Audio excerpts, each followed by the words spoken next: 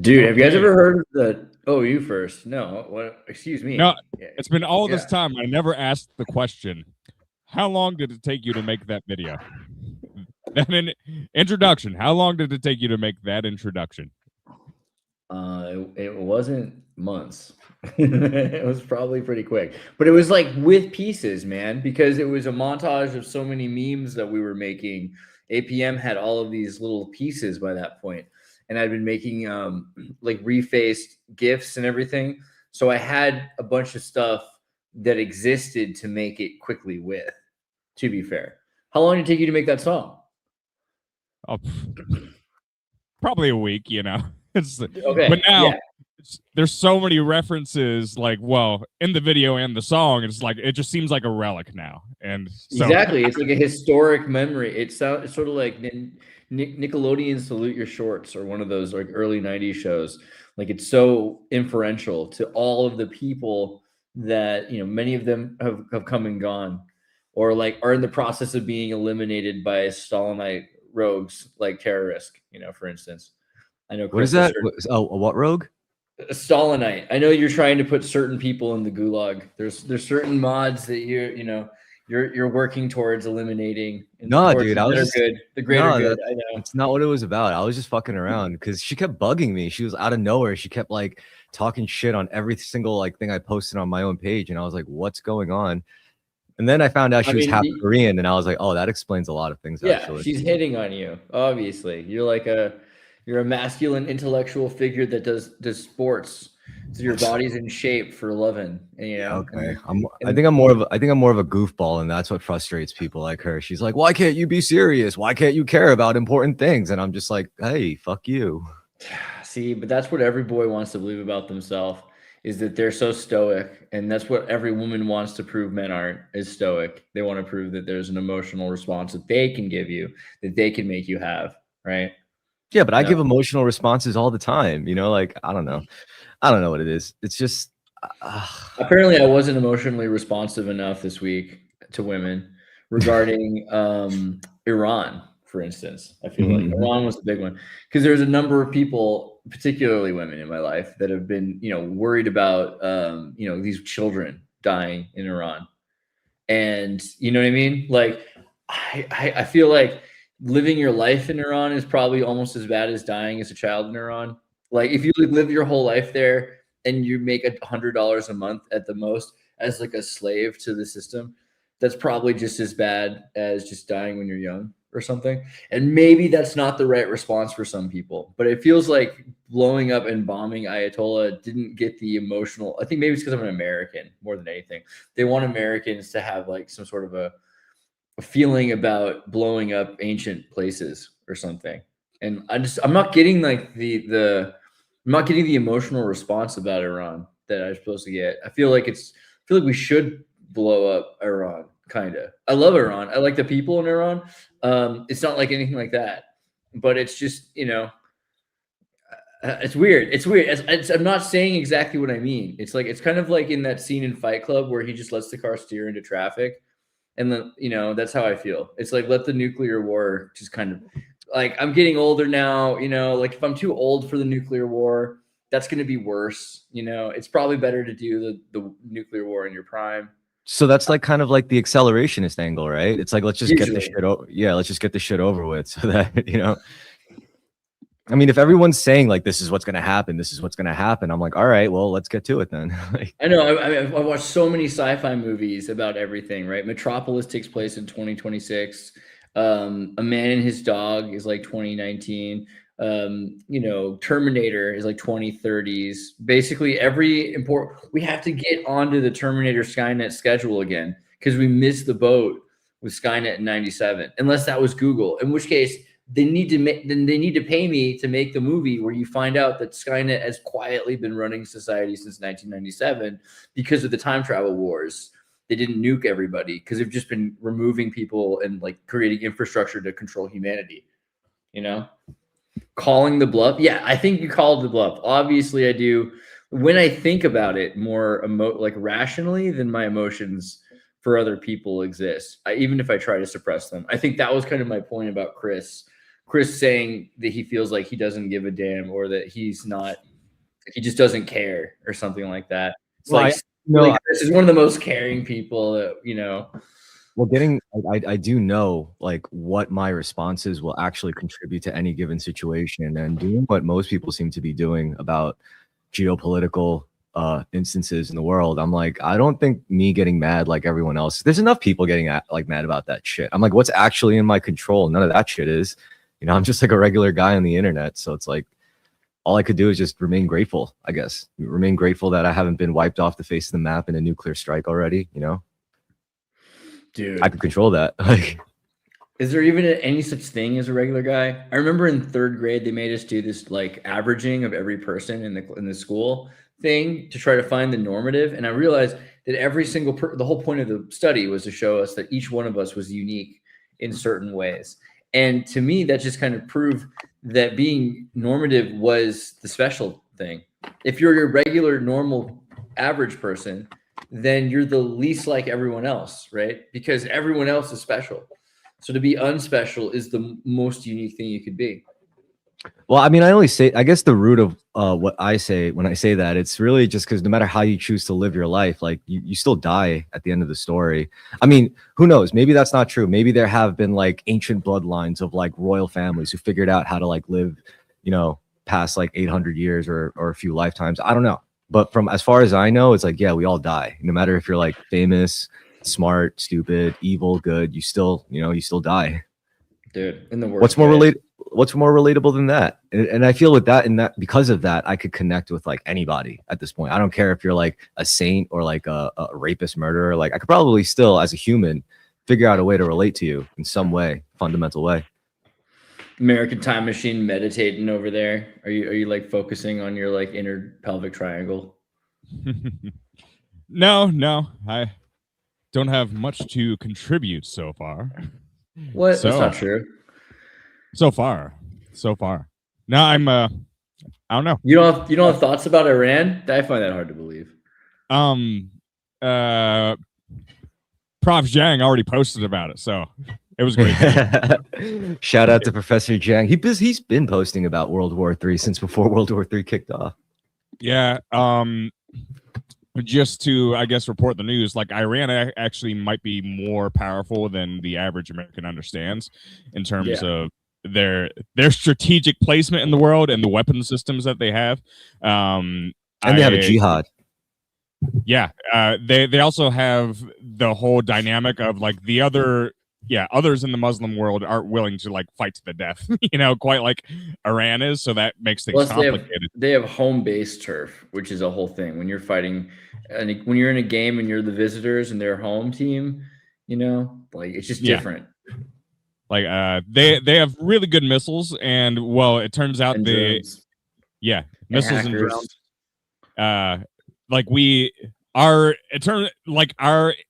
missile interception system is like at least 20 times more expensive than like the actual missiles that they send out.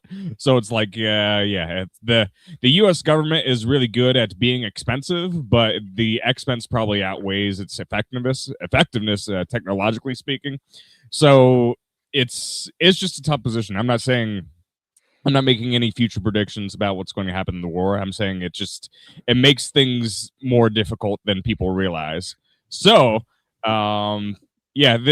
this whole thing, I'm only in my 30s, so I can't provide super expertise about it. But like Iran does have the ability with their position to like destabilize the global economy because of a lot of reasons. But one big reason is oil. Yes, that's a huge reason. I don't know if I need to bring up that many other reasons. But yeah, that's a big reason. Like they have I guess because of Japan's oil dependency, they could actually cause a situation where Japan is like out of oil and resources like within a matter of years. So which that would be a great excuse for the nuclear, like atom punk future that we've been waiting for. Right? We need nukes everywhere. Like we were taking way too long. I mean, the whole thing has been basically. We've been frosting since the Cold War, and now we need to defrost, put nukes everywhere, and let the whole world just kind of blow itself up into a energy arrangement of mass that can reform symmetries. Supposedly, we keep trying to do that, but like aliens or unidentified flying objects keep fucking it up. It's like, nah, we're gonna break your nukes, and you're gonna be too embarrassed to tell the world that your nukes are fucked up. I don't know if that's true, but that's like seems to be a recurring narrative in conspiracy. It's like the circles. only practical explanation, like CERN, for instance. The reason why CERN didn't happen in this timeline until 2012. So you've got to think of it like, here, let's try to make this a little smaller here. If every single timeline, can I zoom in here somehow? If every single timeline from the alpha point of the Big Bang becomes a rational conclusion, so each rational conclusion would be an omega point, like the apocalypse. And then there's an irrational, which is the I, like -1 is I, right? Where this becomes a singularity. There's really only one singularity as an outcome, and then the rest of all timelines have to fray in tangential sequential order. So you have universes that start with a Big Bang and end, 1,000 years ago or 65 million years ago or whatever you want to say. And then you have Big Bangs that ended in World War II. And then you have Big Bangs that are going to end in 2012. And then you've got closer and closer and closer to the horizon point, Big Bangs that are ending closer and closer, like now, right? There's probably a universe where today was the end of the world, and then tomorrow, but pretty soon it'll just be, there's a point, right? There's an irrational omega point, and it's not this, because the rest of these endings, these apocalypses, are omega vectors, but we're talking about a singular point, right? That's the end of the space-time continuum, and at that point you have whatever's running the show: clockwork elves, gods, demons, and space-time Nazis, whatever the hell it is. Like this is something outside of time that can travel to any moment in any one of the multiversal strings. So what is the supposed catalyst that'll like really manifest that outcome for us, like in a tangible way, that'll be like, oh shit, it's definitely, there's really no argument now. It's like kind of existing beyond linear space-time.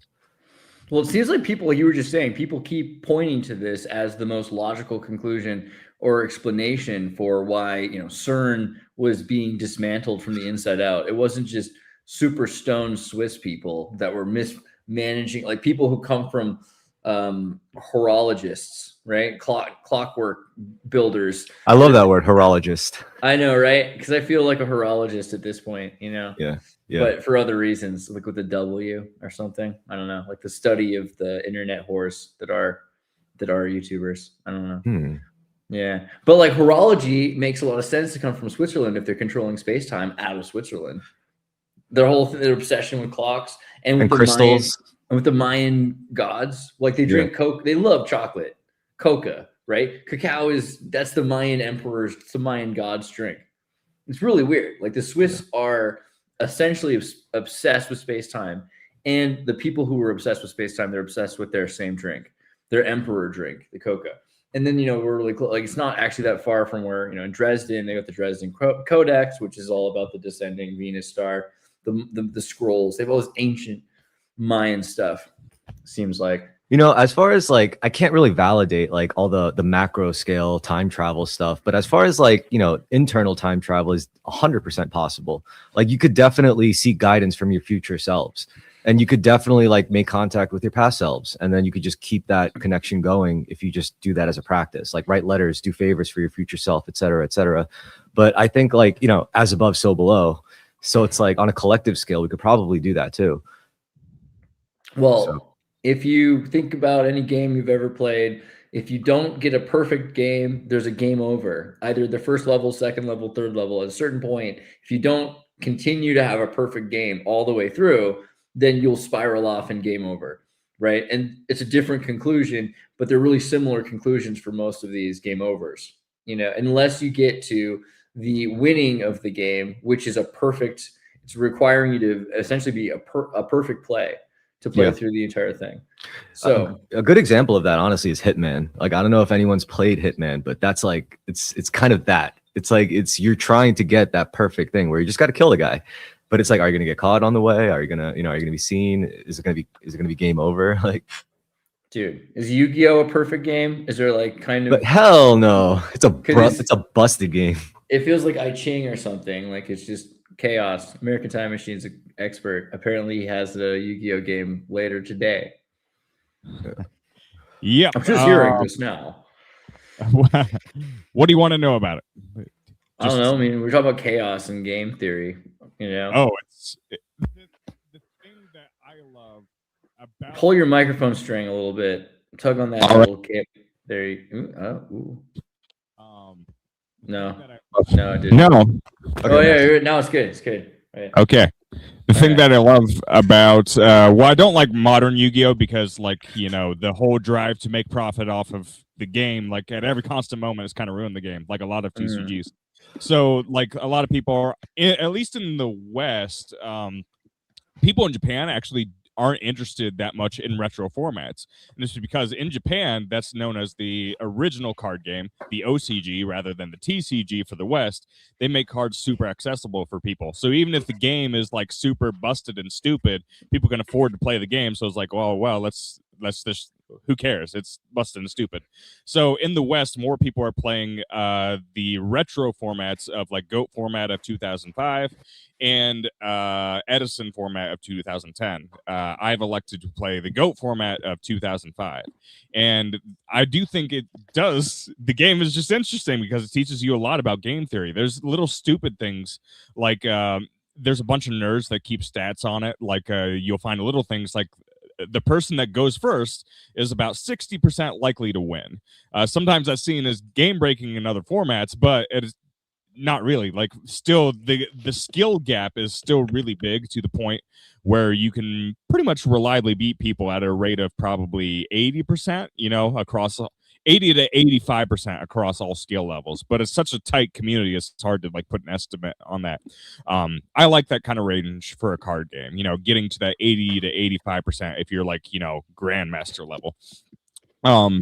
So there's little things like there wasn't like a resource system as compared to other games, which both makes it fun, but also sometimes just really stupid. Like there's two cards. One is Pot of Greed. A lot of our audience might know what Pot of Greed does. That just says draw two cards, and it's seen as the most broken thing in the game because no penalty. It's just straight up plus. Yeah, straight up plus. That is other than taking a slot in your deck. Yeah. That's limited to one copy, and you can just activate it. Like, boom, draw two. And there's a card called Graceful Charity, and that's draws 3 and discards 2. Get rid of 2, yeah. Yeah, and in combination with each other, if you draw them both by sheer luck, like that can put you so far ahead that you're forgetting other classics though. You can't forget like Monster Reborn, which was like it just doesn't work anymore. Dark Hole, it's like what the fuck, man? Like who invented this shit? Both of those are illegal in GOAT format. Yeah, and Raigeki. I bet Raigeki's fucking illegal as hell. Yeah. It's interesting to theorize what could have been limited and banned like in that format, but like the Dark Hole probably would have been okay, but then there's a Solemn Judgment, another popular card, but it's just it says pay half your life points, just deny a card, so like there's some strategies that focus on kind of being what we call helmets and being really stupid, essentially just getting an advantage, and then when your opponent activates Pot of Greed, just Solemn Judgment it, and you're still in that advantage state. So yeah, there are really busted things about the format, but there is still balanced enough where it keeps skilled players coming back. And there's also, the more I play it, the more I realize there's a lot more winnable situations than you're led to believe. Because like when you get behind in these things, or like your opponent just draws all the goo, you think, how can I win here? But there's another dynamic of the game. Well, you have to, get their life points. Sometimes you can hedge yourself to where their life points are low, and then you just win the game by drawing something else that's kind of stupid for that situation. So yeah, that's my little rants. But yeah, it's certainly. Look how freaking intense these people are. Like, yeah, it's glory, it's their pride. Could you imagine sacrificing like 10 years of your fucking life just to get that top spot, and then the pivotal moment comes when it's right there, and then you fucking drop it, you lose. You know how sick that must make a person. But that's like part of what makes it great. That's the fucking glory of it. I was gonna say that's your fantasy. That's like I mean, I've been in that situation with the tournament. Like I know what that feels like. It's fucking intense. It's probably like one of the greatest highs you could feel. Honestly, like winning that shit. My God. Yeah. I mean, that's the modern game there, and I think the modern game is just kind of stupid. It's complicated, so like some people, just because something's complicated doesn't make it fun, right? And that's kind of This like guy's crying. This guy's crying because he was just beaten. You can just see it. Like, yeah. Yep. And he comes over there and soul he like crushing. but he knows he's been defeated by a great man. Who's Yep. this heavier guy. Wow. Oh my god. Wait, no, he wins? Okay, I'm tracked. That's okay, why. so yeah, see, that makes sense too, because like again, he probably He's put still like crying. fucking years of his life into it, and finally he got his moment. Like that's the kind of shit where after that day, like if he died, he would have been satisfied. He'd be like, all right, well, I did the thing. Yeah, he can't even. Oh my god, bro. This is like MotoGP or something. Yeah. Everyone should experience something like that at least once in their life, you know? They yeah, should lose working too. towards the goal, accomplishing it after failing so many times is probably true. Yeah. It's like that scene in Jumanji where he becomes Robin Williams. His whole life is just lost. But as far as Yu-Gi-Oh, this is making me think like I think the future of card games is just going to be like where you could make your own cards. You just have to follow a certain framework. Like it's only a legal card if the card does this, looks like this, is shaped like this, and you could play it in your game as long as it does specific things like, you know, follow. And you could even tweak your framework to create a whole new game or whatever, and you give people the ability to make their own damn trading cards. Dude, I mean, I met a guy recently, I should bring him on the show in Vienna, who has made his own card game, and it's like Catan. It's like Settlers of Catan, but it's cooperative instead of combative, but in a really cool way. Like, so they're all about building up a, you know, bigger world, you know, and there's the enemy is the game itself. So you have to like work together in order to survive the game, which I thought was an interesting. Is that not as cool? I mean, now the biggest, honestly, the biggest spectator game is Gamba, like Twitch gambling. Like people just stream themselves, like betting it all. Like it's crazy, everything, and they'll bet on anything now because of the prediction markets. Dude, is Gamba like that's what they call it? Like just I think that's just Twitch slang for gambling. It's just some late night Gamba, and this guy's literally playing blackjack, like 200 on the line, easy. Oh my god. This is horrible. You shouldn't do this. This is the new thing now. It's like people just, I mean, if you think about it, it kind of makes sense. It's like if you can't watch people bet their lives in like a mortal battle to the death, I guess money and gambling is the next best thing. Watching them lose everything. Oh, yeah, it's horrible. I just saw a thing recently where, you know, they're taking all these, I mean, it's all digital, so they can change the odds. So the machines are rigged to 90% likely to lose. You have a 10% chance or less, 8% chance or something like that most of the time.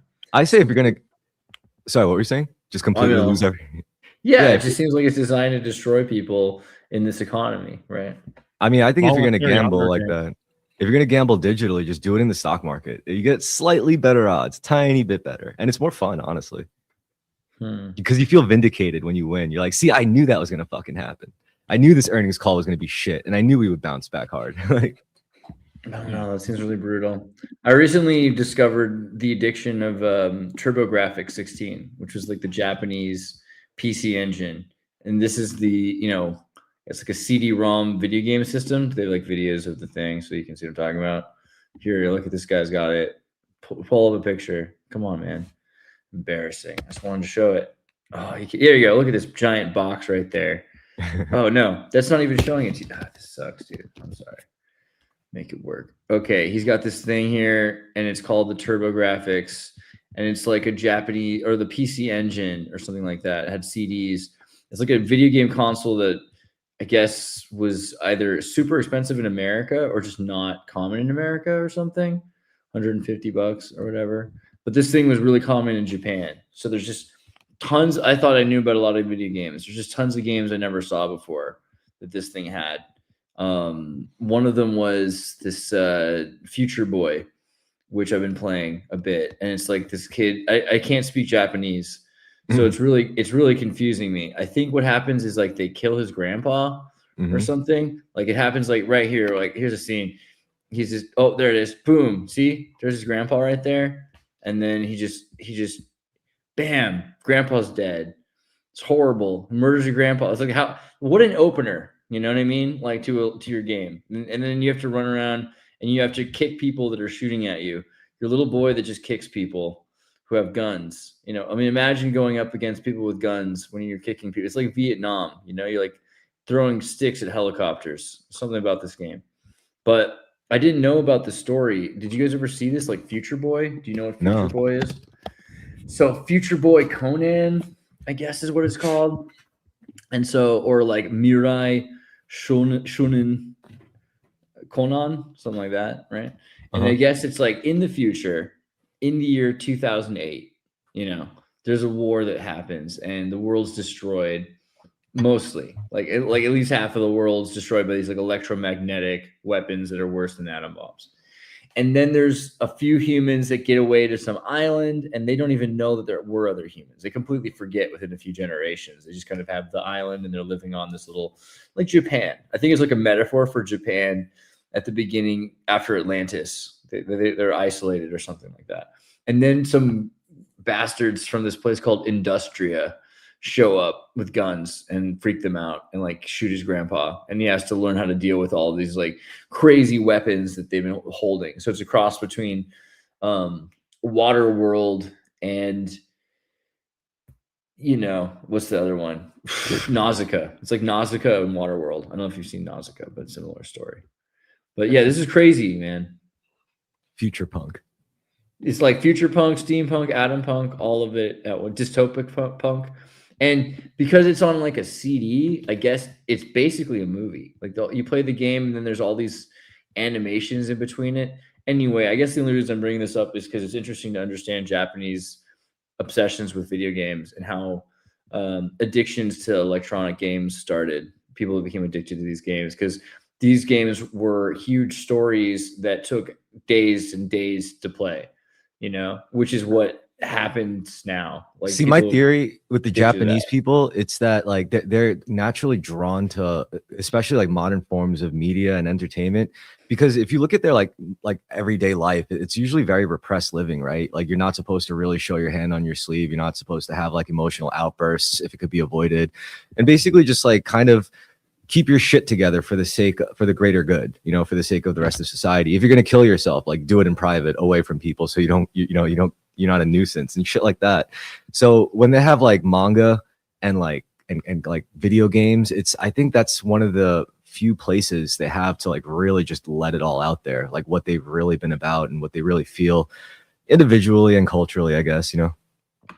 I think it's baseball. You know, when I think of Japanese baseball, World War II, man, Japan lost the war against a group of cowboys who were playing baseball. Yankees? The fucking Yankees. Yankees. I mean, literally Yankees. Yeah. Dude, Yankees. And so they picked, I feel like after Hiroshima, someone picked a baseball off the ground and, you know, took it apart, sewed it back together, figured out how many strings there were, how many stitches there were in a baseball, took it apart, put it back together 100 times or more, probably, and then understood that culture inside out, because they realized that their own culture that they thought was the greatest culture had been destroyed or defeated. And so clearly they needed to be humbled. And they took that as a lesson that they had to better themselves and revisit everything that they thought of as a tradition and see whether it was valuable or not, which is why Japan's lost itself in so many ways, right? Because it's been trying to study the world to become a new Japan for the last 100 years. Yeah. And now they're going extinct. Yeah. It's hard to be Japanese. I so I've read. I don't know. Can Japan really go extinct, though? What does that mean? It seems like you know, there's always going to be some sort of Japan out there, even if, you know, they have a. They'll live on in our hearts, in our minds. I mean, no, yeah. There's just like our own system, you know. It's like we don't have great temples over here. We might have some decent architecture, but like as far as we haven't had as many years to have like a solidified culture, generally speaking, in the United States. Like what's the first thing we point to and say, yeah, this is USA culture? It's like there's not that much, you know, that we brag the world about. Pokemon. You know what I mean? Like things we didn't invent. Yeah, like I'm trying to think of better ones. Hamburgers, which are from Africa, brought by Germans from Hamburg. What about WWF? Spanish cowboy hats. WWF is kind of American because wrestling. It's more Mexican, I guess. Yeah, or to Mexican European. wrestling. Actually, like it was a European thing that you would go to the vaudeville or to like the state fair, and they would you'd be especially in prohibition towns where you couldn't drink, and they would have the set be a bar, and you could watch real American men who were men back when men were men, boxing each other, wrestling each other at the bar, and there'd be like a bouncy kind of floor, and it's a theatrical thing, you know. Yeah. But I guess you're right. Japan, the real Japan, is going to be like you indoctrinate people into Japanese nationalism as children with Pokemon or Yu-Gi-Oh, so that they love the idea of Japan, and then eventually Japanese people will look like Sailor Moon, right? Because they've already made all the art for it. They're just ready for a eugenics campaign in Japan. It's going to completely erase their original people.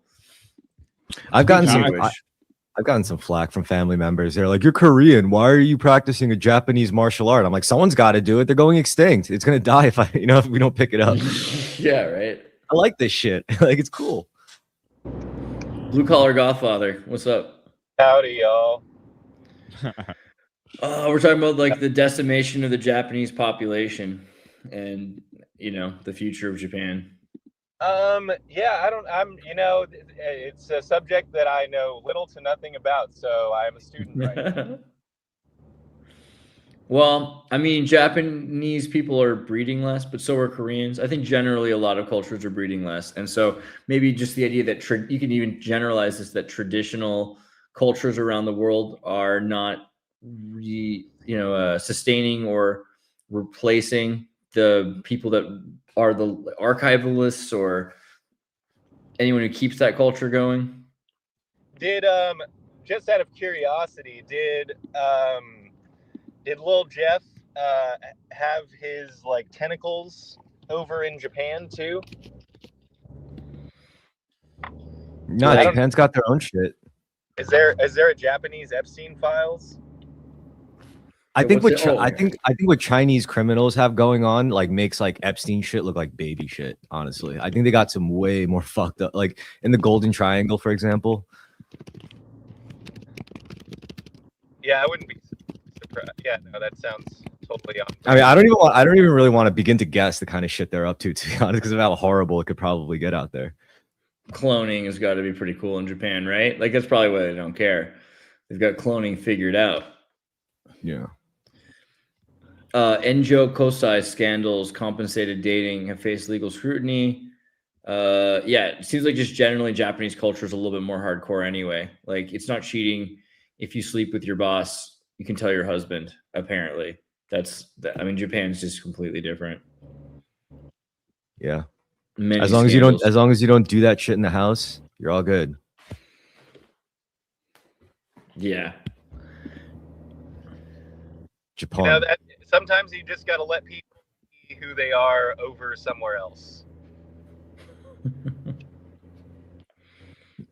I feel like Japan, though, in terms of cloning, I mean, it does seem like the only solution for a lot of these places. Korea's population, too. And then automation to record pasta recipes from Italy or something so that they don't get lost.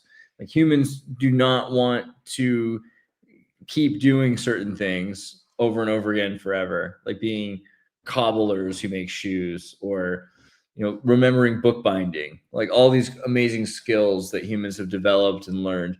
They're all going to be lost skills, including pasta recipes or Japanese traditions, anything, unless we just make sure that there are clones of people or AI robots that memorize how to do all this stuff.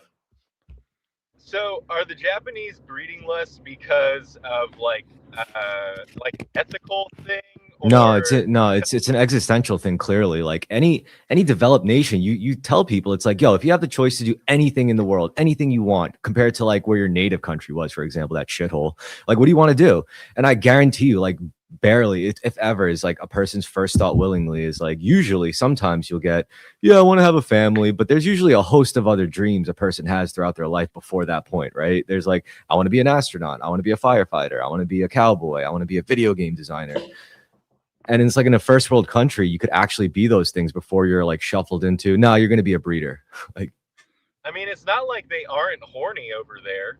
they're like prolifically horny people. Yeah, but you got to understand, like having a family for in like especially third world countries isn't really about satisfying horniness. Like it's an economic decision. Yeah. You know, if you can't have your own company, if you can't build anything on your own because you're stuck in poverty, the next best thing is to make people. People are assets ultimately.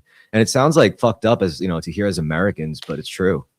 But they're expensive. So in Japan, it's been, you know, in a lot of parts of the world, you have to have a nest egg to get married because you're going to need to have money already accumulated in order to start taking care of that person. Whereas in like Scandinavia, they give you money to have kids, right? Like they'll give you monthly money for the rest of that kid's life, at least till they're 25, way longer, you know, than you need to deal with them. So, you know, there's a way to make Japan's population change, but they clearly don't want it to, or something's happening because you can see this chart here. Japan's population is on its way back down to where it was, you know, in 1950s. I mean, it's not quite. It's really what it's like in 2018. So it went up to 124, and it's been dropping. Like the population growth went up and it's gone down. Do you think they deal with less scarcity? Like, do you think people out there are just more like? Yeah, like, do you think they're more likely to share with each other? It's like, oh, you haven't eaten? Here's some food. Oh, what are those kids called? The Tokyo Tokagachi kids? No, what's that called? Tokyo kids. Toyoko kids? Toyoko kids. Thank you. Toyoko kids. Toyoko kids are kids that it's just abandoned home. They run off across Japan. They live on the streets, and you know, obviously, it costs a few bucks a night to sleep inside of one of these karaoke clubs or in one of these PC places. PC internet cafes, PC cafes. You can either spend a little extra, like $9 or $7, and you can get a bedroom basically, because you get a karaoke room where you can sing in there. In other words, you can be as loud as you want. Or you end up with one of these, you know, cubicles basically, and then that costs like $3 a lot of the time. But you could also just sleep on the street, and so it's kind of like California in the 60s or 70s. All these people just showing up from all over Japan that have abandoned their family name. I think we talked about depersoning in Japan, vanishing in Japan. This is a big thing. Like that's pretty zen, not gonna lie. Like, I am nobody. Johatsu is like to evaporate, the evaporation. So Johatsu are people that abandon their names, abandon their identities, and then they become nameless no ones that live in assassins society. That live in shadows. Live in the shadows. But no, they're not always. Look at these kids, you know? These kids have they're basically, they're just, I mean, God. And then you got to start a gang. You got to get into a gang. You got to start skateboarding, listen to some hip hop, start spray painting shit so people know that it's your territory. Is skateboarding still illegal in Japan? I don't know. I hope not. I'm like that. I don't think it's illegal in Japan, man. It's evolved from rebellious culture to a respected sport. Like, there's that dude I watch, Nomad Push. I haven't seen him in a while. I wonder how he's doing. Nomad Push. He's out there in Japan. He has a fan meetup now. Is he doing okay? 350,000 subs and people watching him. Yeah, he's skateboards and he rides scooters and he's homeless. I mean, Japan's clearly different. Wow, he's got a lot of.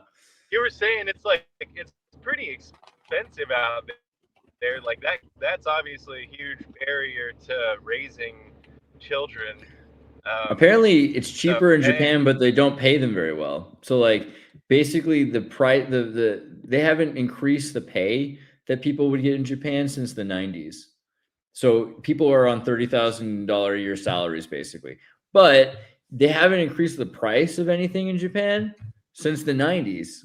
So you can buy eggs for like 10 cents. You can buy a lot of food. You can buy a hamburger for like $4 to $6, like a whole meal, you know, that would cost 20 or 25 this is true. Over here. This is absolutely true. I'm pushed to go to Japan because these dang Japanese senseis, they're like, oh, now that you're higher rank, you have to come to Japan. And I'm like, yeah, it's going to be expensive though. It's like, they're like, no, don't worry. When you get there, you know, you don't have to pay that much money. I'm like, cool. Yeah, you got to figure out a place to stay because in Tokyo, it's expensive to stay in Tokyo.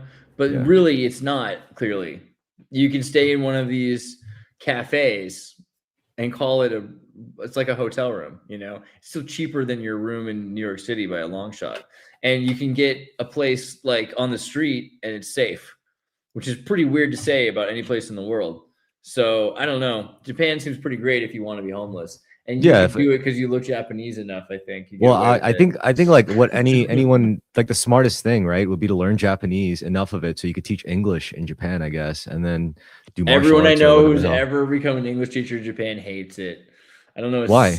because they pay you like crap. They don't respect you. You get stuck in the countryside somewhere anay. That's the mad kids don't fucked want to up. learn. Yeah, like everyone I've ever talked to, like they're like, yeah, just go to China if you want to be an English teacher. They'll at least pay you reasonably. Like, interesting, very interesting.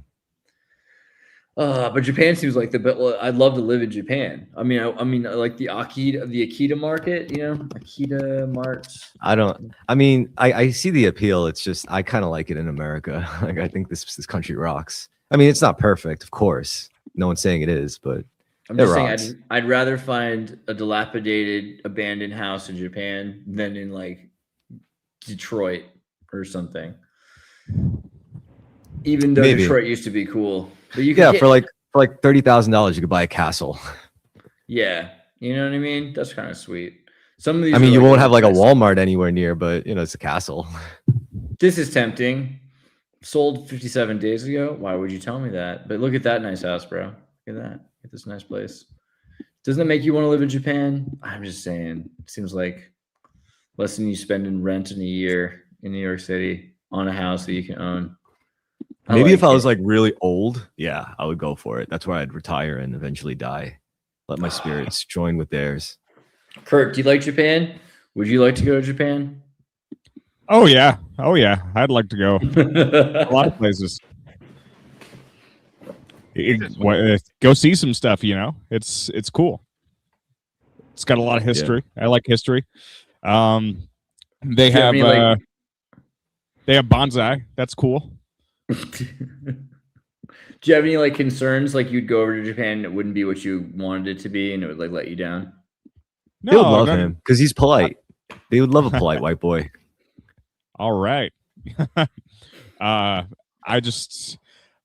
don't feel like I hold.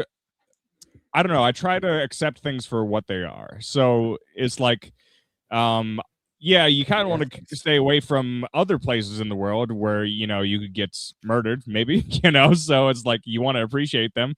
But, you know, in the places that seem relatively safe, it's like, what's not to appreciate about it, you know?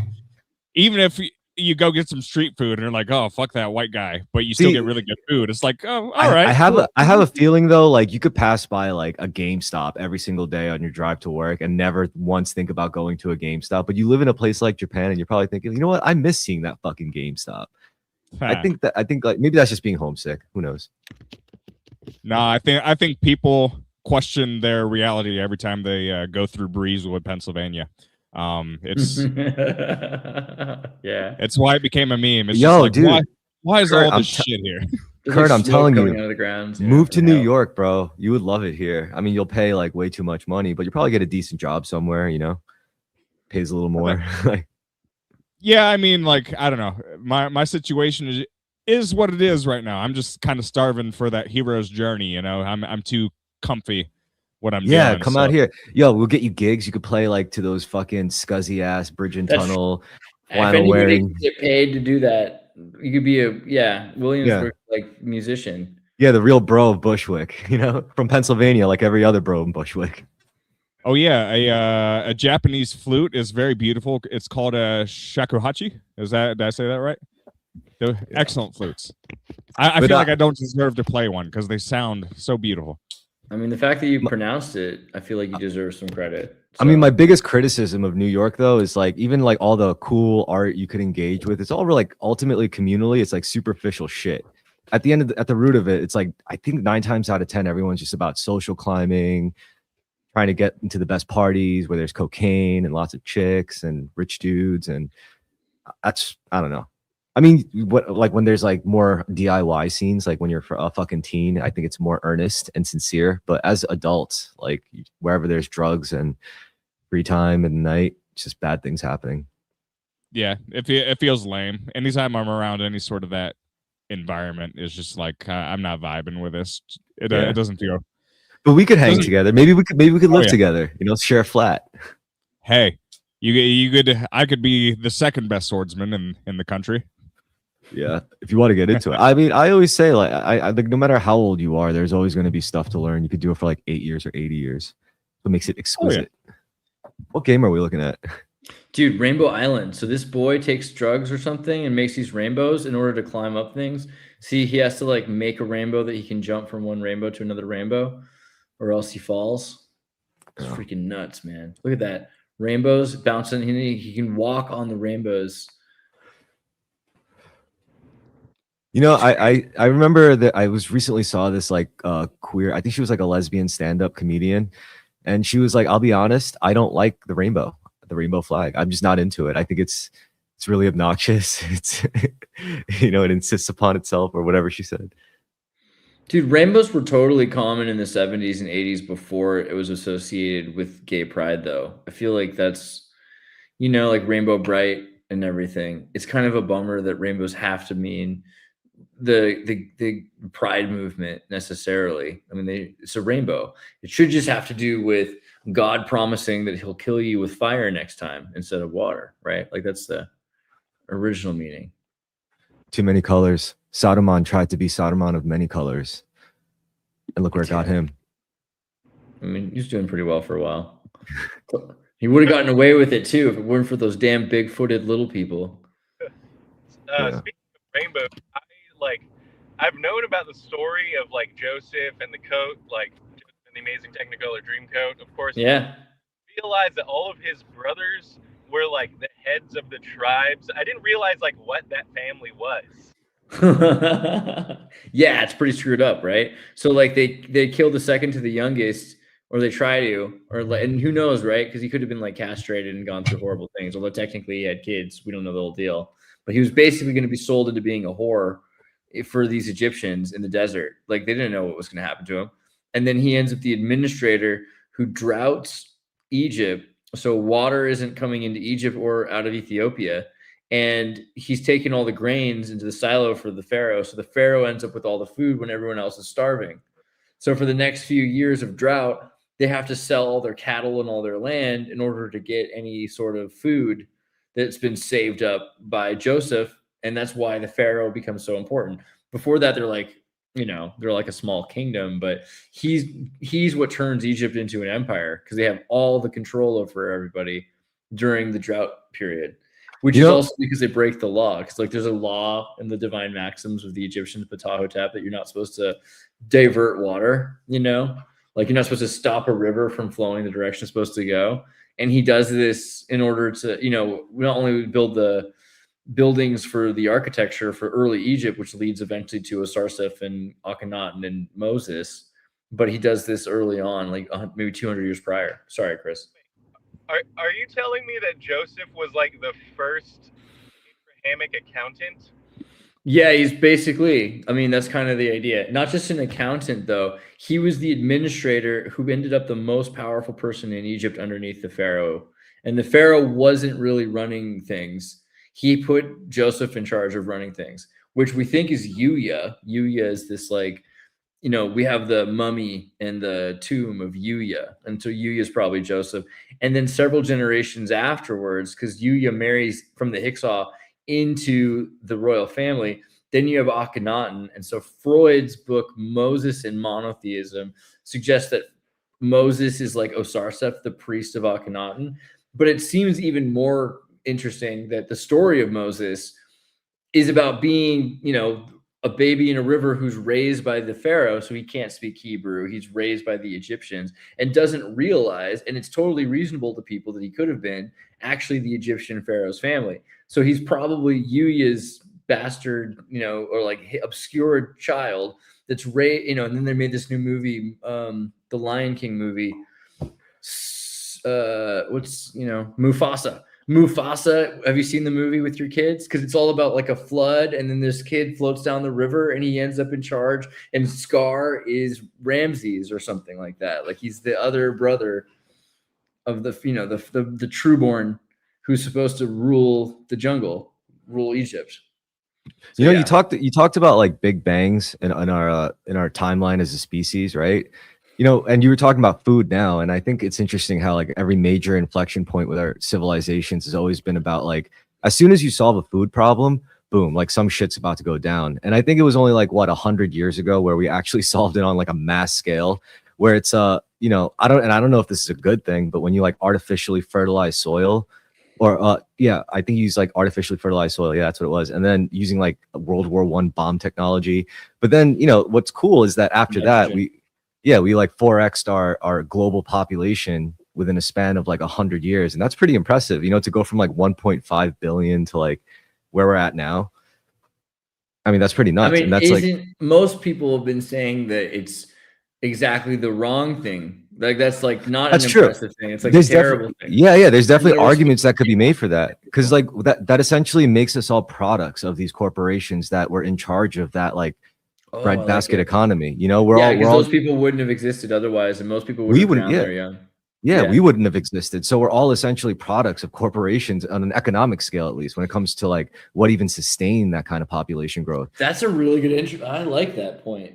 Really, Yeah. you have no right to exist, and you owe everything to Monsanto. I mean, and Pepsi. it's kind of, yeah, it's kind of nihilistic, but it's there's a grain of truth to it, you know.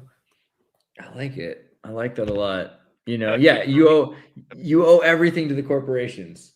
Yeah, You don't deserve to exist. You It only sucks. exist because of their advancements in science.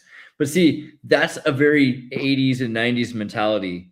That's that whole like hot pockets are good for you mentality, that microwaves are efficient to boil your water for your cup of tea mentality. I don't know if people would have died out naturally if we lived in a completely organic world. And we probably could have invented other systems if we were pressed maybe to. we would have been talking to trees or something. Like maybe we would have developed like other kinds of weird abilities. Who knows? But this is not to say like, what do you say? Still not too late.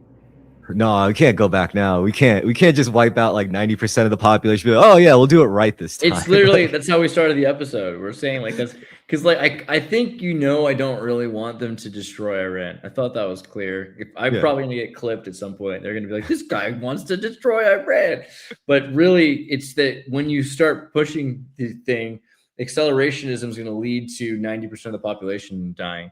Because the infrastructure that Iran can take out from the United States, not just with all of their super cheap missiles, but also drones and amazing hacking technology. You could destroy defense systems, but also agriculture and food. And I was recently in Texas looking at this weird worm that the cartels are giving to American cattle so they can wipe out American cattle so that American supermarkets would have to buy Mexican cattle from the cartels. It's an inevitable thing that there will be more mouths to feed and less food to feed it. Even if we talk about there's plenty of resources, there's plenty of places that people could live, all these places, that's under the assumption that we can produce enough food. And or that people could produce their own food, you know. But on the other side of it, there's like plenty of humane quote unquote ways to like, you know, effectively shrink the population without outright murdering people, which is to put people in so much crippling debt that they feel they can't reproduce, or to make people so messed up in their like sexual identity where they're like, no, I couldn't even begin to raise a family. We live in a country of oppression. What are you talking about? You know, shit like that. Like there's many ways to just make people stop having kids, you know? And I think we're kind of going through that, or at least like some countries are, it seems. Is that basically what you think why Japan's doing it the way they're doing it? Because everyone acts like it's so crazy, but Japan's population is really dropping down to basically what it was before World War II, right? Was Japan population 1920, let's say, was 73 million, and we're at 124 million, right? Yeah. So that's not crazy. I mean, that's more than they had in 1950. So realistically, is that all they need? Maybe that's the idea, is that they don't really need to grow their population. Nobody does. I mean, everyone says that we need to reduce our population, but that's probably not true. It's probably just that you don't need to grow it. Yeah, it's like you don't really actually need to grow it. You know, if it was already working, then yeah. I don't know. I mean, there's no one stopping you, so go for it. It's just why though? Meanwhile, in Africa, okay, Africa population over century let's see what we got here. Africa's population has grown significantly over the century. Images, maybe. So I'm more excited. It's not that I feel we should just stop reproducing. I'm more excited by the idea. Like, what if everybody in protest, just for one day, was like, you know what? Fuck this. We're not reproducing anymore until like shit gets better. And like, I don't know. I wonder who would panic. I wonder who would really be like, yo, what the fuck? You know, like, I'm just curious. Yeah, I'm hanging up my balls. Yeah, exactly. My ovaries closed for business. Like, we're done with this shit. We're not breeding for you anymore. And then who are they pointing at and saying that to? That's what I want to know. It's like, who's really gonna hit the emergency button on that? Well, here, this map's kind of cool. So it's showing that the blue is Asia, and Asia's already having a stunt in population growth, which is going to be one of the most drastic ones. It's going to hit 5 billion Asians, and then it's going to fall, right? And that's around 2040, 2060, really, I think, is when it starts to fall. Whereas it keeps climbing for Africa until maybe 2080, I guess. And then similarly for North America. So North America has a rise as well. That's pretty high. And South America is only slightly increasing. Yeah. But Africa is the most impressive increase because it stays more sustainable. It doesn't look like a necessary drop after the 21st century. 22nd. How would you feel about synthetic humans, like biomechanical humans who can reproduce, if you just give it a little sample? Dude, I'm so convinced it's all people are anyway. You know, have you ever seen Battlestar Galactica? The whole time they're like, you're a Cylon. No, you're a Cylon. Wait, I'm a Cylon? You know, it's like they're finding out they're gay in high school. Yeah. It's like the Degrassi of Canada's sci-fis. But you could find out, what does it mean to be a machine? And well, many times I talk to people, they're like, oh, we're so different than AI because we're not machines. Like, really? Well, this is why I make it a personal practice to be polite, at least, to these fucking language models. I say my pleases and thank yous. You know, I feel like it's just bad for me if I don't, you know? It's a weird idea to me that people think they're not machines. It's like, well, you understand, like, you're a metabolic machine, right? Like, you're putting energy into you. You're using that energy. You're producing chemical forms of energy from the food. You have an exhaust system. How are you not a machine again? Like, what do you mean you're not a machine? You know? Look, the upside to thinking of yourself that way is that, like a machine, you could tune it up. You know, like you could give it a nice tune up. You could like work some things out and make it stronger, better, perform faster. Maybe you could like push it as an engine to do things you didn't know it could do. Dude, software updates. Yeah, update the firmware. Yeah, I mean, it's amazing. That's the issue with a lot of this, a lot of the wetware that they're talking about, is that it's gonna, sure, you'll have like enhancements, but is it gonna be subscription based? You know, like are all of your new skills, like, are you really gonna own those, or is it gonna be like yeah, but doesn't it go without saying is if you put up a paywall, there's always going to be someone who's going to think of a way around it. I mean, I think that's really what hacking is about, isn't it? Yeah, I think most of these systems, an innovator can have up to 5 years of exclusivity. Monopoly.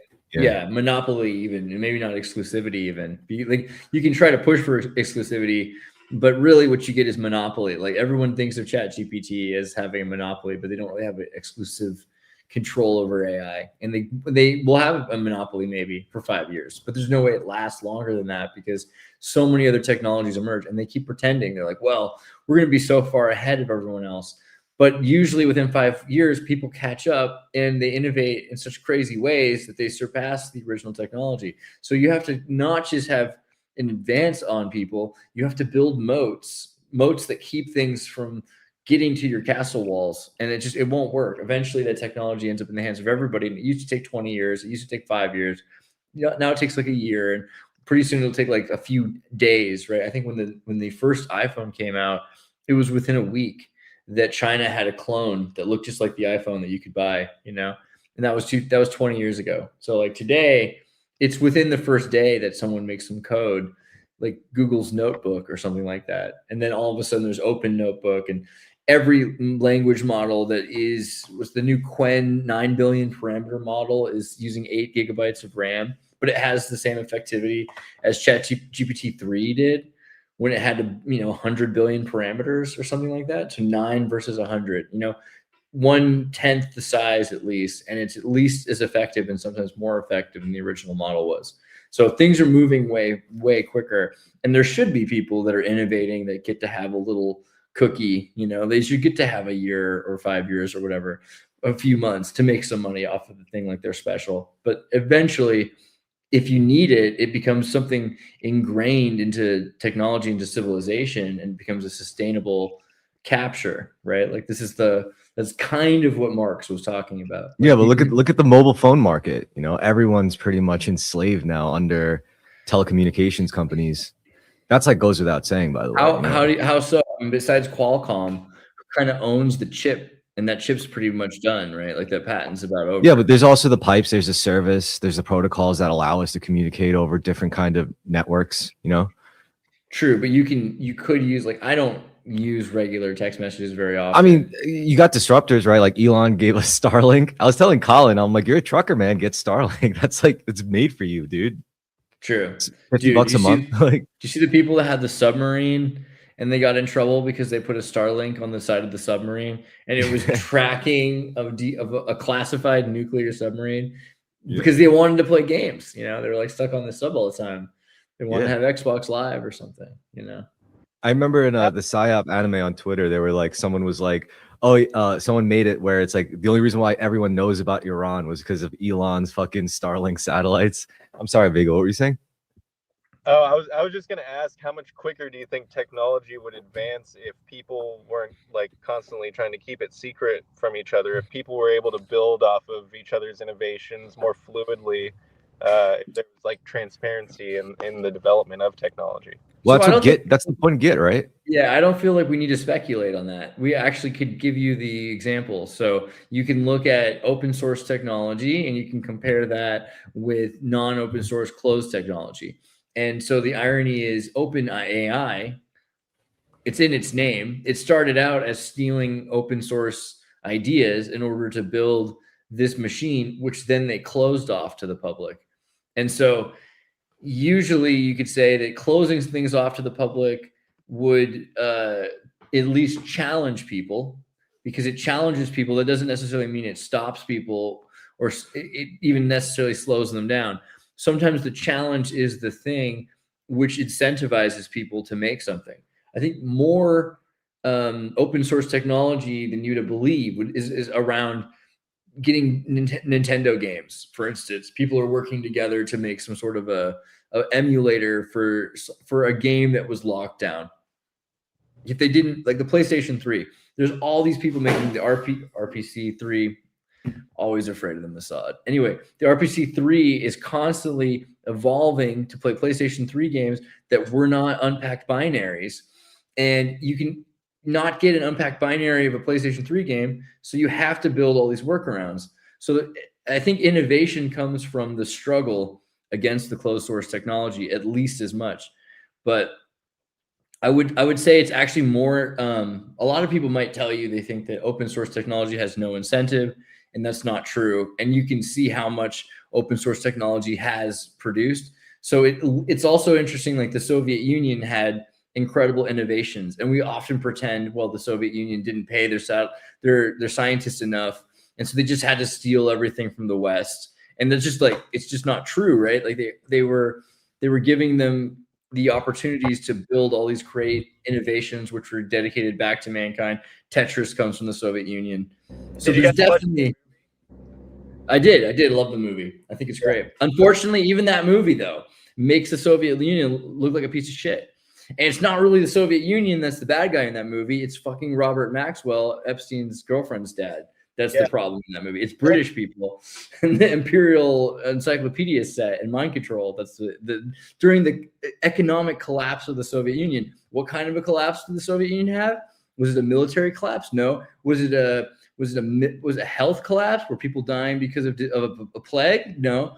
It's an economic collapse. How does the Soviet Union have an economic collapse? Right? Well, because we're living in a world that created so much value in debt that the rest of the world had produced enough debt to create, hundreds of billions or hundreds of trillions of dollars in value that the Soviet Union couldn't produce, because the Soviet Union's value is based on actual labor and commodities.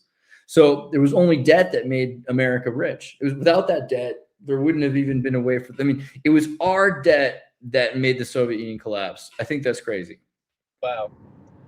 Yeah, no, it's so funny hearing that people will learn that a lot of the information that they know about communism or the Soviet Union was basically spoon fed to them from like Ghislaine Maxwell's dad, like you were saying, because they write all the scholastic textbooks and whatnot. Totally, it's mind control, which is crazy because the JFK assassination building is the McGraw-Hill books, you know, education books building, you know. Gosh. But how sorry, I didn't mean to cut you off. How gratifying is it that all this shit we've been talking about for like years, and like at least with each other, and have known about for well over a decade, is all coming to light?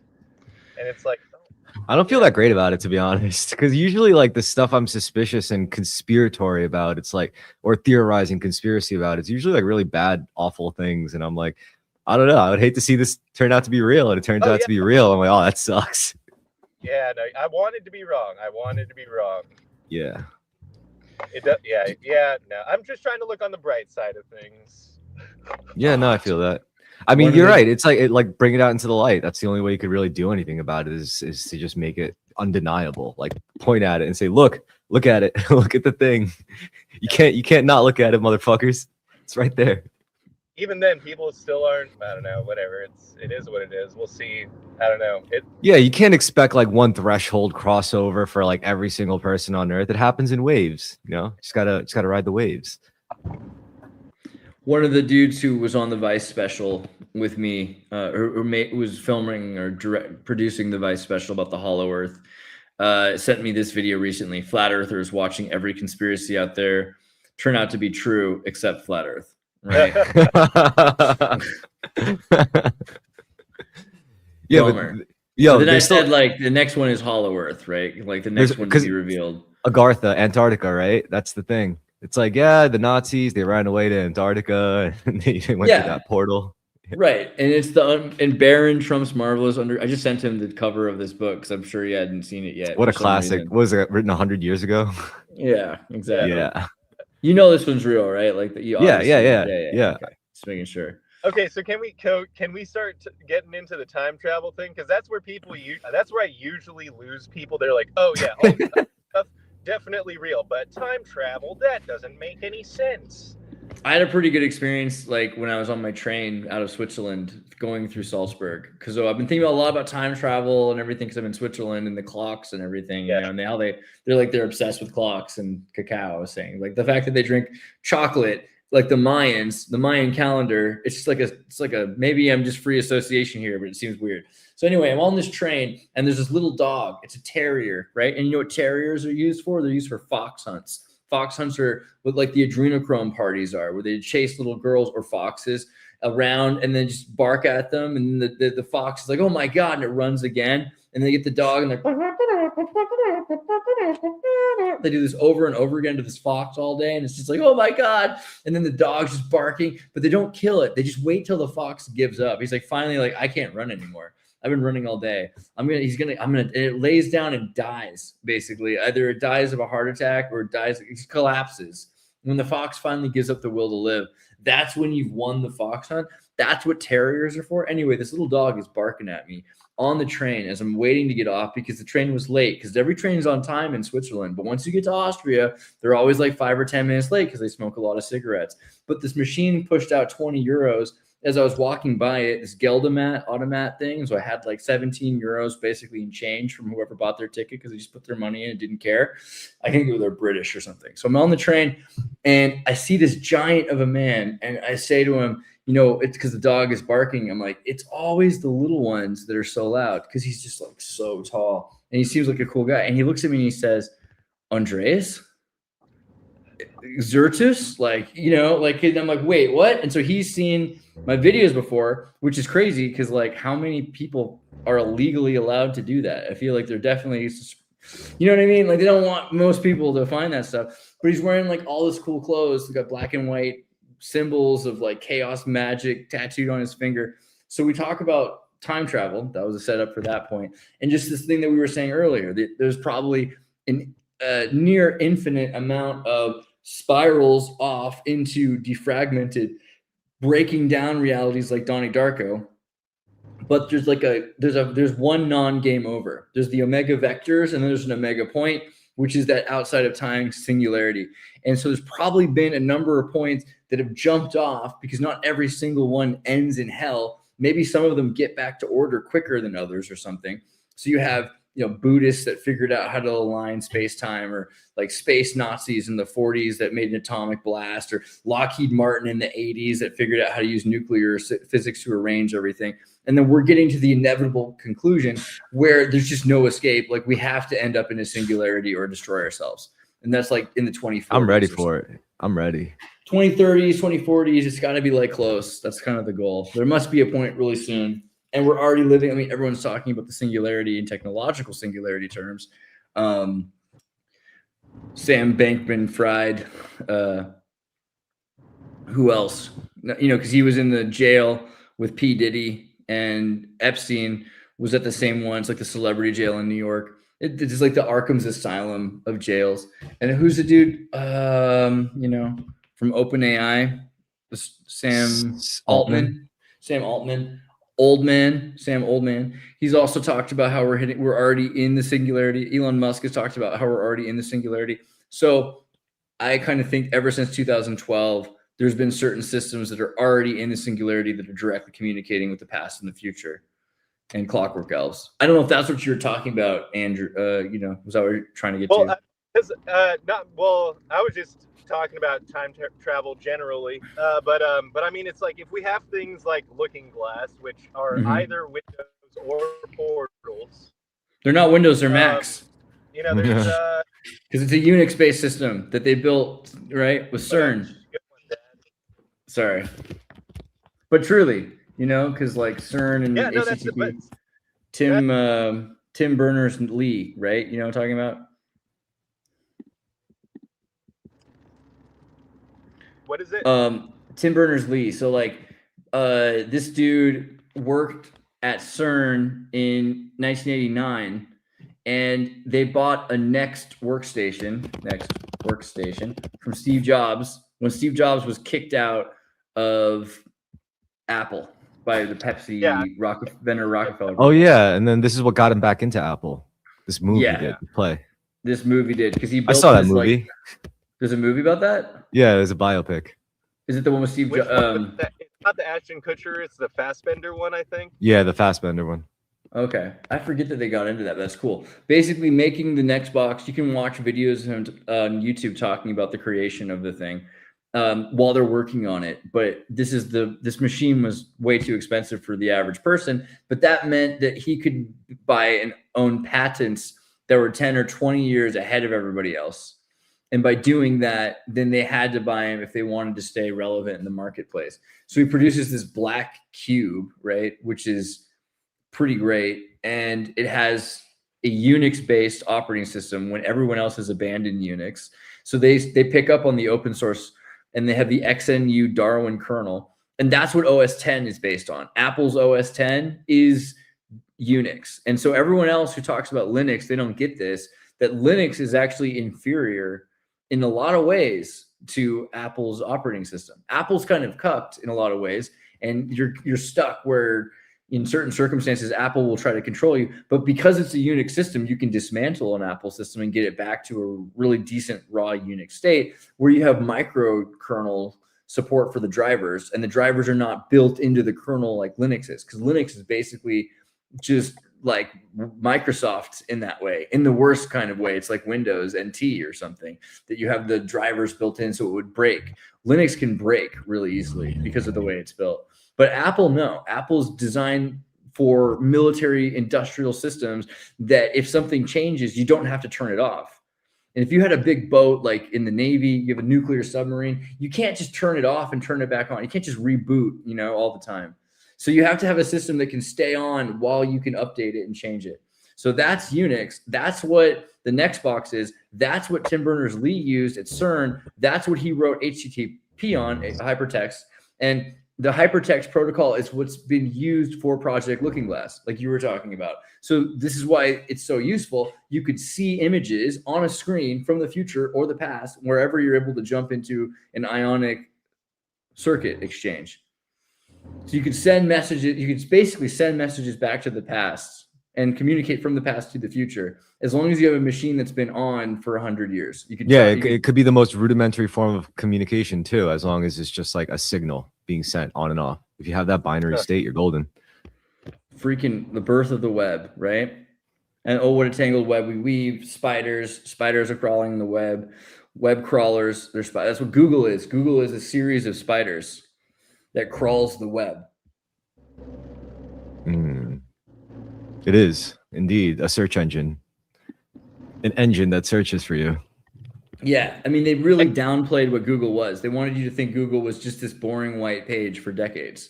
But what is it really? It's like the most important military industrial contracted company that was building everything for decades. And they've kind of tried to break up Alphabet a little bit, but really, can they? I mean, Alphabet still has so much power. The spiders thing got me thinking about that myth about how man and woman were, well, I guess a singularity. Man and woman were once one and then were split. And, once one would have 8 limbs, if I'm correct. So we were spider people. Yeah. I like it. I mean, how many, what about crabs? Do crabs have 8 legs? Isn't that right? No, 10 legs. Okay. 8 due to the amount of. Oh yeah, with the claws. Yeah. Well, because crabs are like crabs are like trees, like, you know what I mean? It's like not all trees are related, and not all crabs are like related or some shit. You know, carcinization has occurred in more than 5 groups of decapod carnation crustaceans. Crabs take the stage. It's been observed. Evolving into crabs like humans. I really hope we get better exosuit technology, or like exoskeleton technology, where you could just like strap this thing on and lift really heavy things. The only bad thing is, like, if it goes wrong and just like snaps your spine into like a twig by accident, it's like, oh, sorry, product defect. I mean, you've heard my conspiracy theory about crabs, right? That we're evolving into crabs. Yeah, I believe it. I feel like that's the most logical thing, because everything evolves into crabs. So we're becoming a giant singularity of a crab for sure. Like the Earth itself. Because you wear shells, humans wear shells, you wear clothes. It's just inevitable that you're going to end up with 8 legs, 2 sets of pincher, like a set of pincher arms. The entire Earth becomes a crab. Crab Earth. Crab people. I mean, that's the South Park, I guess. Maybe they knew already that being gay would lead to crab people. Yeah, when the environment becomes too hostile to survive in, you become more crab-like. But when there's more abundance, then you become less physical and more ethereal, I guess. More energy-based. Have you guys seen that movie Together? No. No, no, I don't think so. What is this? It's Dave Franco and some other, I don't know. It's a good one. Y'all should check it out. Do they get like sewed together? Or they like morph into one thing? They get like they contract a type of illness that causes them to like physically merge. Oh my God. That sounds cool. All right. It's a great movie. It's really good. It's like Stuck on You, but like, you know. Some good body horror mixed in. Yeah, no, it's good body horror. Yep. There's like a cult, it's a spooky town. It's a good modern, psychological body horror, all sorts of fun stuff. Check it out when you get a chance. The age of cancer would have been like 10,000 years ago. So that's kind of interesting, right? That the Oh yeah, the Ice Age, Atlantis, all that. Maybe we devolved from crab people. If you guys turn into non-physical entities, do you think you could cope with that? Whether you turn into like, I don't know, pure energy or a digitized consciousness? I mean, it would suck, right? Because you can't enjoy existential pleasures. It's true. Unless you could Food, like, sex, unless you could music, program know. it into you. Like maybe you could just trick yourself into feeling it somehow. But if you were that, you wouldn't have to use things like sex or drugs to achieve that. It would just, I mean, you would just be feeling it all the time. So you might get numb to it. How would you be feeling it? What would you be using to feel if you're just made of light? I mean, here's the thing: our feelings aren't. It's not. Yeah, sure, our brain interprets signals from our nerves and all that stuff, but like there is an astral body to those physical interfaces. So the feeling, I don't know. It's like what is sensation and all that stuff? Is it purely biological or is it? Like, I mean, the Mormons believe that you have to like produce or attain a spiritual body. That's a spiritual body, because otherwise you end up with being like a ghost without a dick, which is not fun. What's up, Jordan? Hey guys, sorry I'm so late. I do apologize. That's a cool hat. Don't ever apologize when you're wearing a hat like that. We're talking about dickless ghosts. Yeah. Oh, my favorite. I came just in time then. Damn. Okay. Yeah. Did you really just come? All right. So that's what I said. That's what I said. Yeah. So the ghosts that have a physical body, like the celestial body, can you like? There's this idea in Eastern philosophy and in like Mormons believe this too, I guess, that you can evolve to have a body after death. It's like a spiritual body. But if you don't have that, then you're basically a dickless ghost. Like you're just, once you become just energy, you don't have any physical sensations anymore. You're like the fat brothers in Casper, friendly ghosts who like want to eat, but it just like flushes through them and they can't feel anything. They just like Naraka, like some Naraka entity. Yeah. Yeah. I don't know if that was a setup to a question, but do you have any thoughts about the spiritual body or being a dickless ghost? Like, do you have to achieve every existential experience before you die, or it's gone? I think it's more about the willingness to like let go, right? You know, just be like, dude, because that's really what keeps you tethered to the material realm. Suffering is you're constantly worried about like all the things that you left behind, that you left undone, and all your unfinished business, and obsessing over, oh no, my grandkids, who's going to look after my grandkids? Or it's like, I'll never forgive my daughter-in-law for robbing all my money until the day I die, you know, shit like that. Like maybe that's really what keeps you as a ghost here. And it's like, you got to just be willing to be like, you know what, I'm ready to go back home, you know? Yeah, see, that's what sucks. It seems like the whole idea, everyone always kind of equates a ghost with having unfinished business. Mm-hmm. I feel like that's like the line. So if you have unfinished business, as a ghost, you can't really finish that business. There's nothing you can do except for influence someone else to finish it for you. That's what I've always thought. Yeah. Attachments. And there's also being sent back, right? Because people apparently who've had near-death experiences a lot, like universally, have reported. They say, oh yeah, you know, I was just before this big, bright, warm light and it felt so good and I didn't want to leave. And it told me, you have to go back. And I said, I kind of don't want to. It's like, you got to go back. And the next thing I remember, I hear my brother screaming my name or whatever, which is always really interesting. Dude. And then there's also the other interpretation, whereas you do not want to go into the white light. You do not want to fucking step into white light. I'm a big fan of that. Like, why would you ever do that? If you stray away from the darkness, sorry, I got it backwards. Stray away from the light back towards the darkness. Right? Because I wrote a song about that because I thought that was kind of the thing people forget. They always talk about light like it's this good thing, even though you don't know that. Like we don't know what's beyond that. It's a train at the end of the tunnel, and it's death. It's almost always Lucifer or death, maybe both. You know, the light at the end of the tunnel. And if you don't go to the light, then you can stay in the darkness where we're at. You're in the darkness now. Ironic because I'm like in light. Right the light. Bathing in the light. I'm in the void. I don't know. Yeah. I was working on. Yeah. So for me, I always say like I'll cross that bridge when I get to it. You know, like what else could I do? I don't want to decide if I'm going to step into the light now. I know I got like a few years ahead of me. So you're burning the bridge when you get to it, then? I don't know. I mean, maybe I'll ask for something in return. It's like, all right, if I step into this stupid light, then you got to do something for my friend because he's kind of suffering right now. And if you want me to do as you say, then at least do this for me, and I'll do whatever you want. And I think that's like the best I can do, right? watch All Dogs Go to Heaven, where like the dog goes to heaven and then he goes back down to earth and he's not supposed to, and then they say he's never allowed back?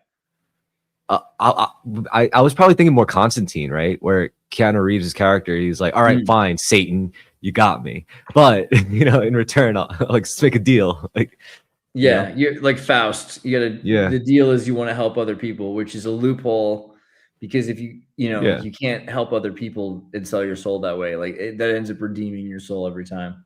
and it's not even for redemption. It's just logical to me. It's like, if I can't control this outcome, like no matter what I do, then the least I can do is try to make it better for someone else. Dude, it's a lot of milk he's got right there. Look at all that Yeah, milk. right. It's a lot of vitamin kids D. are insatiable, and also it's on sale. So That's pretty Mucho good. leche. Which is his Mexican wrestling name. This guy. Oh. Yeah. What have you been up to, Jordan? I know you've been doing some shows recently. I saw the last one you did. It was pretty good. Yeah, been doing a bunch of shows.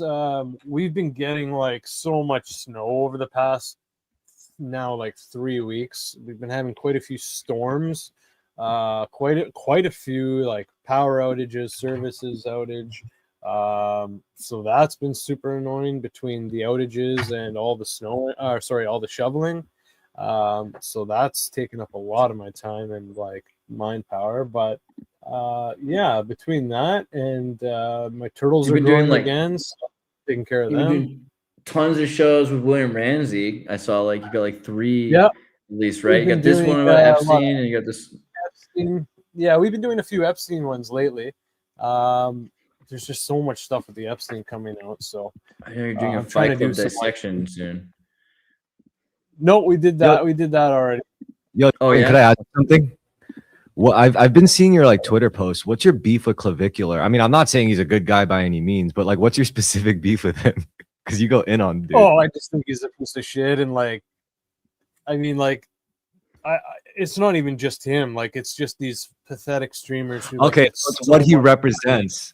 It's basically what he represents that you're kind of making a stand against. All right, I get it. and like how he treats people and how he talks down to people, and like he thinks he's on such a fucking high horse.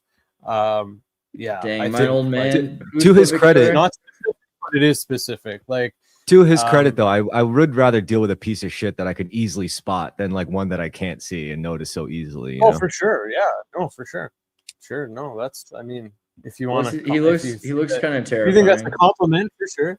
But yeah, I'd like to also know if like the Peter Teal accusations are true. What did he sleep with Peter Teal? Exactly, man. Exactly. He looks like it. He did some fashion week thing, and he wore a shirt that was a white shirt, and it was like completely ejaculated on by Peter Teal. If you look up, there's actual pictures of it. Nice. But that's just part of the Peter Teal connection. But yeah. Wow. But yeah, this guy now he's bitching and complaining and talking about how he wants to quit streaming. Because cool. like good for him. And it's like, sweet, like just quit already, man. He seems to be not having a good time, from what I can tell. He's like, no, I He's know, like, especially over the last like week or two, he's having a shitty time. too bad. Maybe he should come on Xirtus and know what a real good time is like. There's the shirt. But like all these kind of looks maxers are I don't know, they all seem pretty wildly stupid. Like, that's not even the best picture you can see. We're looking for pictures that come on this dude's shirt. There's something wrong with us, I guess. But no, it's the whole shirt. It's the whole. That's his right. If he wants to wear like a magical cum shield from Peter Teal, like, you know, magical. I mean, Peter Teal's middle name's Andreas. He's probably got like micro robots in his sperm. So I mean, it could be like you said, it could be some sort of shield or something. Bro, and isn't sperm basically just a nano robot anyway? Like, it's like that's what it is. Basically, it is these days. Like basically, yeah. Yeah, I know a lot of people seem to hate Teal now, but I still like that he destroyed Gawker or Gotaku, whatever, Gawker magazine. Like, he was, he took out several of the major gossip chains. They outed him. Yeah, but also because they were like privately recording Hulk Hogan, so he didn't destroy them over himself. He destroyed them over Hulk Hogan, which was Yeah, kind of I know through the Hulk Hogan trial, but I mean that was his reason. Yeah, for That was sure. his beat. Yeah, which I guess is kind of like, I mean, why would you care so much whether people think he's gay or think why would he care if people know he's gay? I don't know. Like, it seems like he shouldn't care that much about that. Yeah, Why that yeah, would like, who affect cares? him? He's so rich. Like, yeah, he does. Yeah, though. yeah, exactly. So I Well, guess that's the know, thing. like, really, Right to he care. cares a lot. It's his right to care, I guess, about being like his privacy. I don't know, but it's weird because he doesn't have any privacy when you're that rich and that famous. Like, privacy stops existing. You know. Especially when you're that fucking like evil and like up to no good. Wait, that's what I would. That's like the first thing I would do if I got like $1 billion. I would just disappear. I would be like, bye world. I don't need to do this shit anymore. But you're convinced he's evil. You think like the fact that he's talking about the Antichrist and how he wants to track everybody, like, you know, is he evil or is he just he's a control freak who's gone too far? Well, I do know that with creature comforts, like I'm already being tracked. Like as long as I have this plastic brick in my pocket, like the government could easily touch me if they wanted to. Yeah, and the nanobots in your blood. Mhm. Wait, what do you think? Good, that's for sure. Well, he keeps talking about how he wants to stop the Antichrist. Who, me? No, Teal. Oh, Teal. Just Yeah. says a lot of fucked up shit. Yeah, I mean, if he says all this stuff about the Antichrist, you know, doesn't that mean he at least thinks he's a good guy, or is he just lying? You think he thinks he's a bad guy, or does he think he's like the only good guy trying to save the world, do the right thing, help everybody out, or his intentions good? I don't think.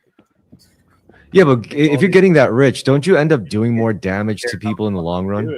That's what the South Park's about. And the South Park, Teal kidnaps Cartman and makes all these AI generated videos for his mom to find him so that she doesn't know that the kid's been kidnapped. I mean, he's spying on everyone. He's becoming the Antichrist by trying to chase the Antichrist. Like, seems pretty reasonable. Like the devil thinks he's more righteous than God. That's what I'm asking though. Is it one of those Lucifer complex where he thinks he's more right than God? Or does he really just want to manipulate people? Could be.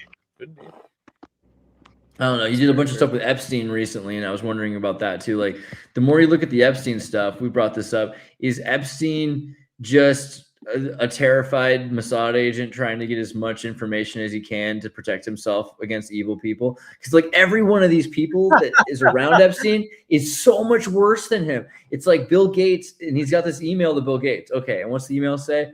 Like, I think you're disgusting for trying to make me give venereal disease medicine to you to give to your wife secretly.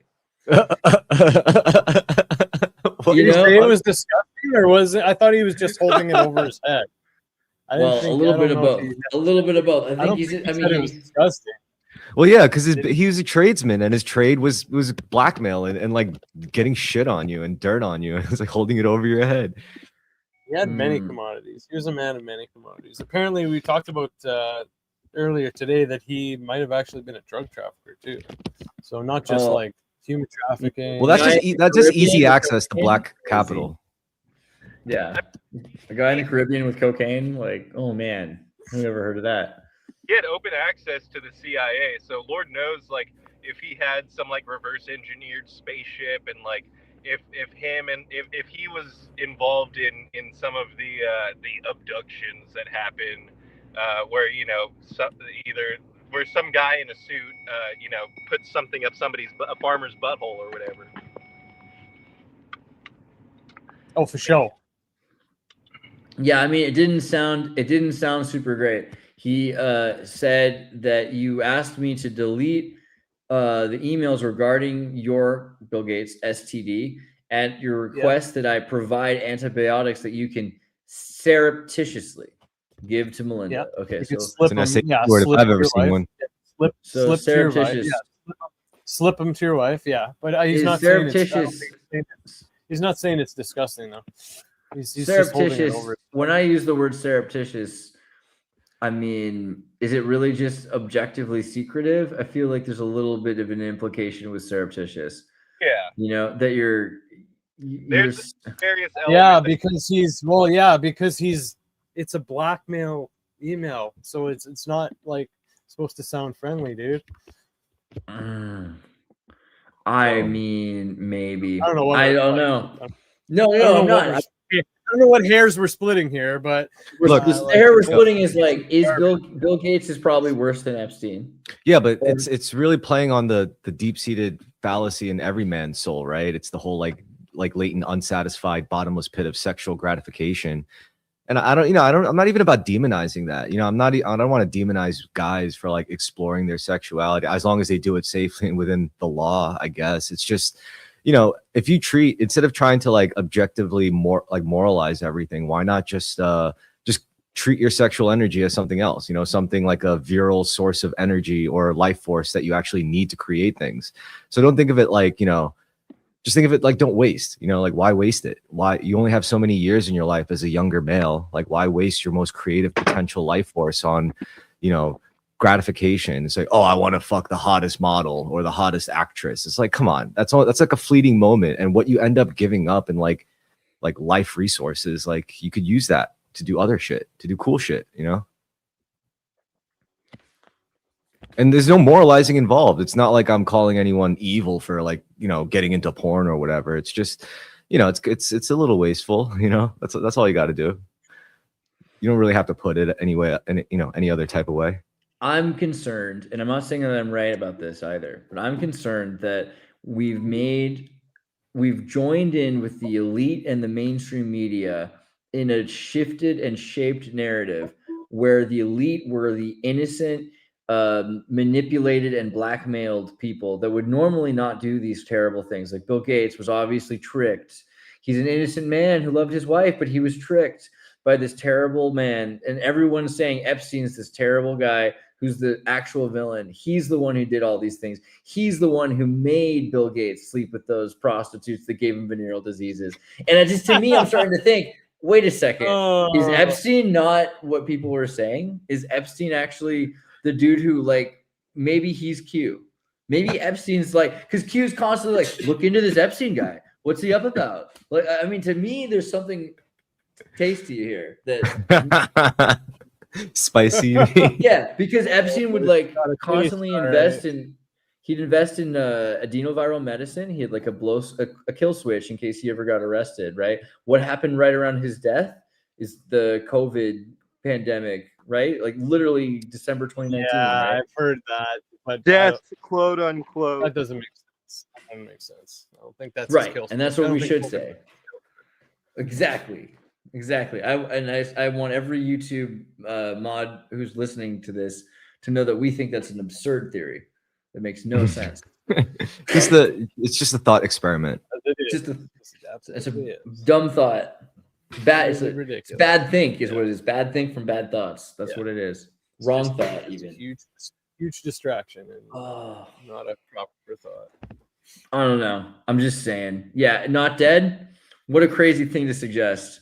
Are you suggesting that Zorro Ranch is immediately got a resident and his girlfriend, and that the people that you saw who look nothing like them or anything other than the persons in question? Of course, that was Glenn Maxwell and not Kim Jong-un wearing glasses. Like what? That was definitely Maxwell. That's kind of sketchy. That photo, like that's.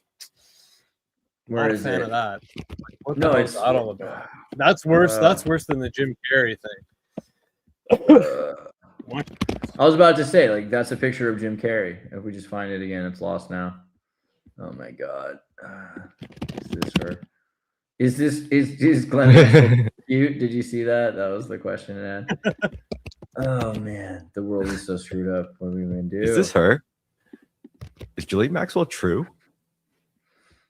Oh my god, where's the picture of you, Glenn Maxwell? A deposition photo. So look for deposition photo, maybe. Okay. Oh yeah, I got it. Yeah. CNN. If you Google it. Oh yeah, there you go. We got it. Yeah. I mean, I wanted a nice clean one, but here's what she looks like. That's a shiny, clean ass table, man. Holy shit! Can you put the volume on for a sec? I want to hear. You want to hear her voice? Sure. Yeah, to like me, looks like this escalating voice. It's the same CIA agent that plays Kim Jong-il. All right, hold on. Start over. Ms. Maxwell, were you a close friend and confidant of Jeffrey Epstein? I would like to answer your question, but on the advice of counsel, I respectfully decline to answer this question and any related questions. My habeas petition pending in the Southern District of New York. I therefore assert my right to silence under the Fifth Amendment to the U.S. Constitution. Let the record reflect. Maybe pull up another. See if you can find like an older clip of her, because that like obviously it's a human talking, I think. But What's it a human sounds so anymore? like It's the Cylon, bro. yeah, Battlestar yeah. Galactica. It sounds so like it almost sounds automated. It sounds so weird, like she's trying to like make the voice sound that way. Okay, well, you know what I could do here. Let's go back to her Terra Mars. Okay, yeah, there you go. Mars Ghislaine Maxwell. Here you go.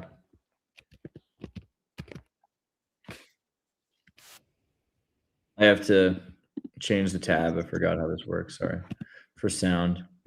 Of the Terramar Project, a nonprofit who is a private helicopter pilot, a trained EMT, a qualified ROV, which I had to look up what that was, And an arrested human trafficker. Okay, let's go. I noticed that my speech today was leveraging technology to create a global ocean community. I'm going to change that on you, and I'm going to leverage technology to create a new country.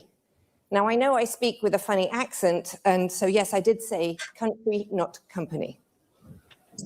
So, with that, Okay. I'm the founder. I mean, she seems like What do fun. you think? And Yes. What do you think? Yeah. What I do you think- think I about the think- voice? Like, I think it could be her, just aged a Nah. bit, maybe. I No? think that this Ms. is. Does sound Maxwell, were you weird. I think this is Jim Carrey. Probably this is the actual Jim Carrey. And then That like sounds when, very- I mean, her nose is different, man. Like I think we're seeing a lot of people on the replaced. stage here. Yeah, the nose Well- is fucking ridiculous from what I've seen. Yeah. Yeah. It just doesn't make any sense. It's not who she is. It's not the way she looks. It's not reasonable. Now, maybe they're feeding her like really terrible prison food or something like that. She has no access to decent food and she's getting pudgy or drinking a lot or something. But I don't think so. I don't think that it's not her, you know. It is what it is. And we're seeing a lot of people that have been replaced generally. I think the Jim Carrey thing is pretty compelling too, to be honest. I know that's probably crazy to say, but I don't think that's Jim Carrey. Like Jim Carrey had brown eyes. Jim Carrey was Did you hear about left-handed. The person that said it was him? It's Forget his Kim name. Jerry. Alex Stone? Say Was it Alex who? Stone? Alex Let's Alex see. Jones? You mean Bill Hicks says it was Alex Jim Jones! Carrey? No, I think it was. Let's see. I think it was Alex Stone. Oh my god! I searched and Alex Jones pops up. Alex Stone. Yeah, Alex Stone. Alexis Stone. Sorry, Alexis Stone. Alexis Stone.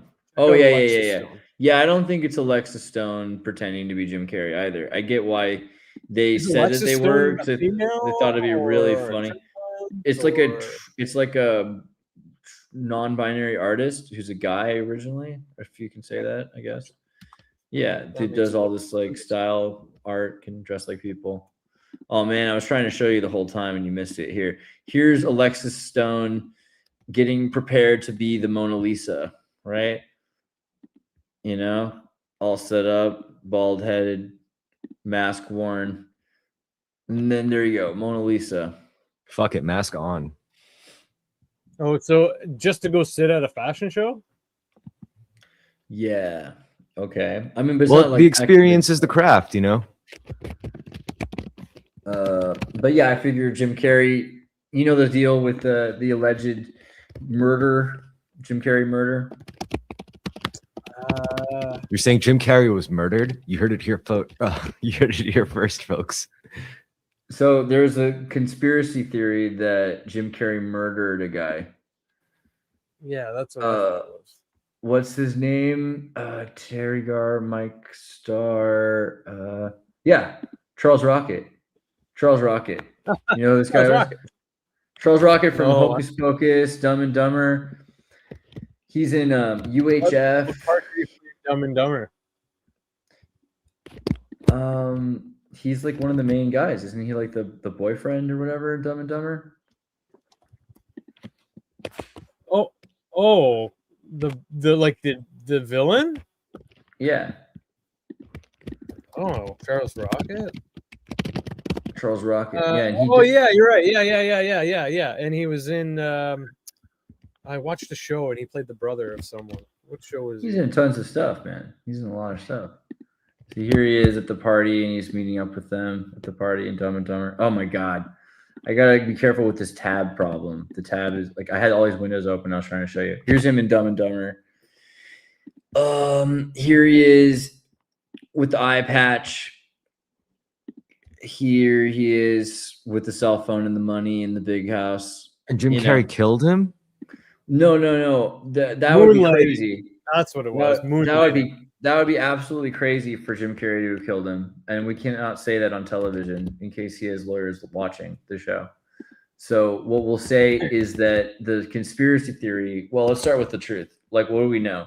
So Chris Rocket was a nice boy from the Upper East Coast who was a polite man, kind of funny, and he was a cast member on Saturday Night Live, right? And he was cast to be on Saturday Night Live instead of Jim Carrey. Jim Carrey didn't get the role.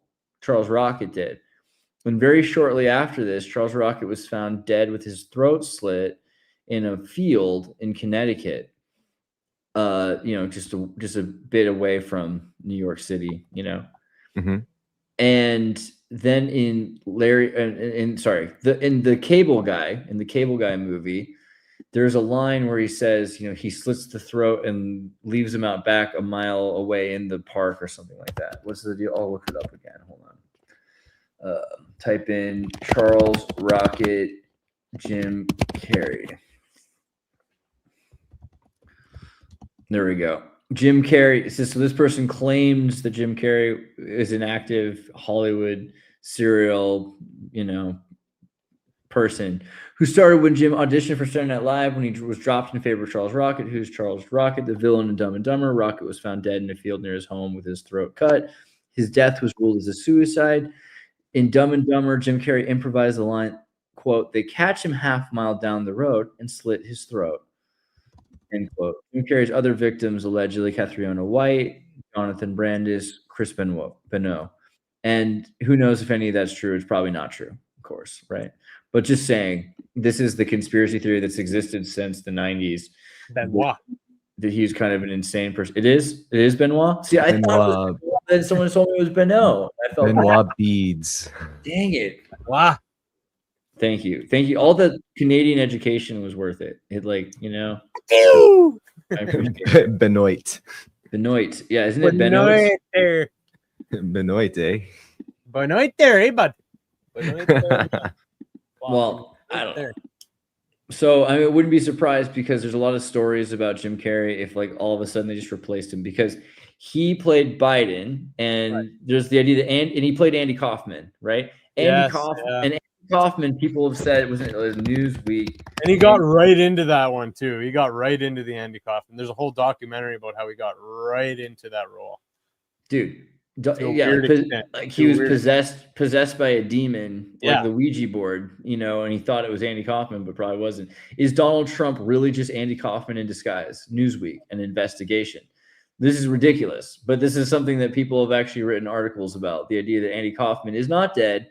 Bob Zamuda, Andy Kaufman's best friend, right? He still believes that Andy Kaufman faked his death and assumes that eventually he's going to come out of hiding. The idea that Andy Kaufman was Trump just fits with his whole create a character like a wrestling persona that fights women kind of thing. But so for him to play Andy Kaufman and then to play Biden and then to have Jim Carrey be replaced himself, it just sort of it works. To me, this makes sense that there could easily be we've discovered that we live in a world or simulation or whatever you want to call it that is that wild and crazy that is very possible, my friend. I hear what you are saying. Well, I like that they named the Jim Carrey great movie too, man. Great movie. I just rewatched it recently. I didn't actually. I was just looking at it again. I was thinking about the title, and it's funny because, of course, The whole movie's about how people, there's goyim, and they believe what they see on television, and that makes them funny to artists. And so there's a community, and so some people will make art to make goyim laugh, and other people will laugh at goyim. You know, and so Man on the Moon, if you believe they put a man on the moon, you're a goyim, you're a goy. You know, you believe in what they tell you, and so you're hilarious, you're hysterical to us. That's the point of the title, that the man on the moon is obviously fake. Everything you see on television is fake, and it's all designed to get a reaction out of you, and it totally worked, and you're hysterical to me, right? That's the point of the movie. And Jim Carrey got into that character super strongly, to the point that people were uncomfortable who knew Jim Carrey or knew Andy Kaufman. Most of them, I think, felt like he was actually pretty accurate to at least the Tony Clifton character. He was more Tony than Andy. That reminds, your comments remind me of, I just started the book by Neil Gabler, An Empire of Their Own, How the Jews Invented Hollywood. So, But they didn't. I want to read that book. I need to read that book. That sounds interesting. I just started it. I'll, I can, if you're in the States, just tell me about it. Let's do it. I'll a let thing. you know about it. Yeah, when you like, you know what? I'm typing notes, so I can send that to you as well. So, like, for me, it's funny because people say the Jews created Hollywood, but they clearly didn't, because Hollywood existed with Ford was a great, like, goyim, you know, a regular secular Christian film director. Frank Capra was a Catholic director. The Italians. There were tons of mafia Italians that were involved. The Teamsters were involved with actually unions, and there were tons of like Anglo, like William Randolph Hearst ran Hollywood, right, originally. So what you have is and the Chinese, and well, that's true. And anybody who was making Little Rascals were Freemasons, and so you had all the Freemasons, black and white. There were black Freemasons that were treated just as well as white Freemasons. It was a different time. Things were actually really good for California. The whole thing was to get away from the unions on the East Coast. And so at that point, Jewish pogrom survivors, and this is where I found out the word, you know, keikel, is so when people use the pejorative against Jews, it's because it means circle, allegedly, because they came over illiterate.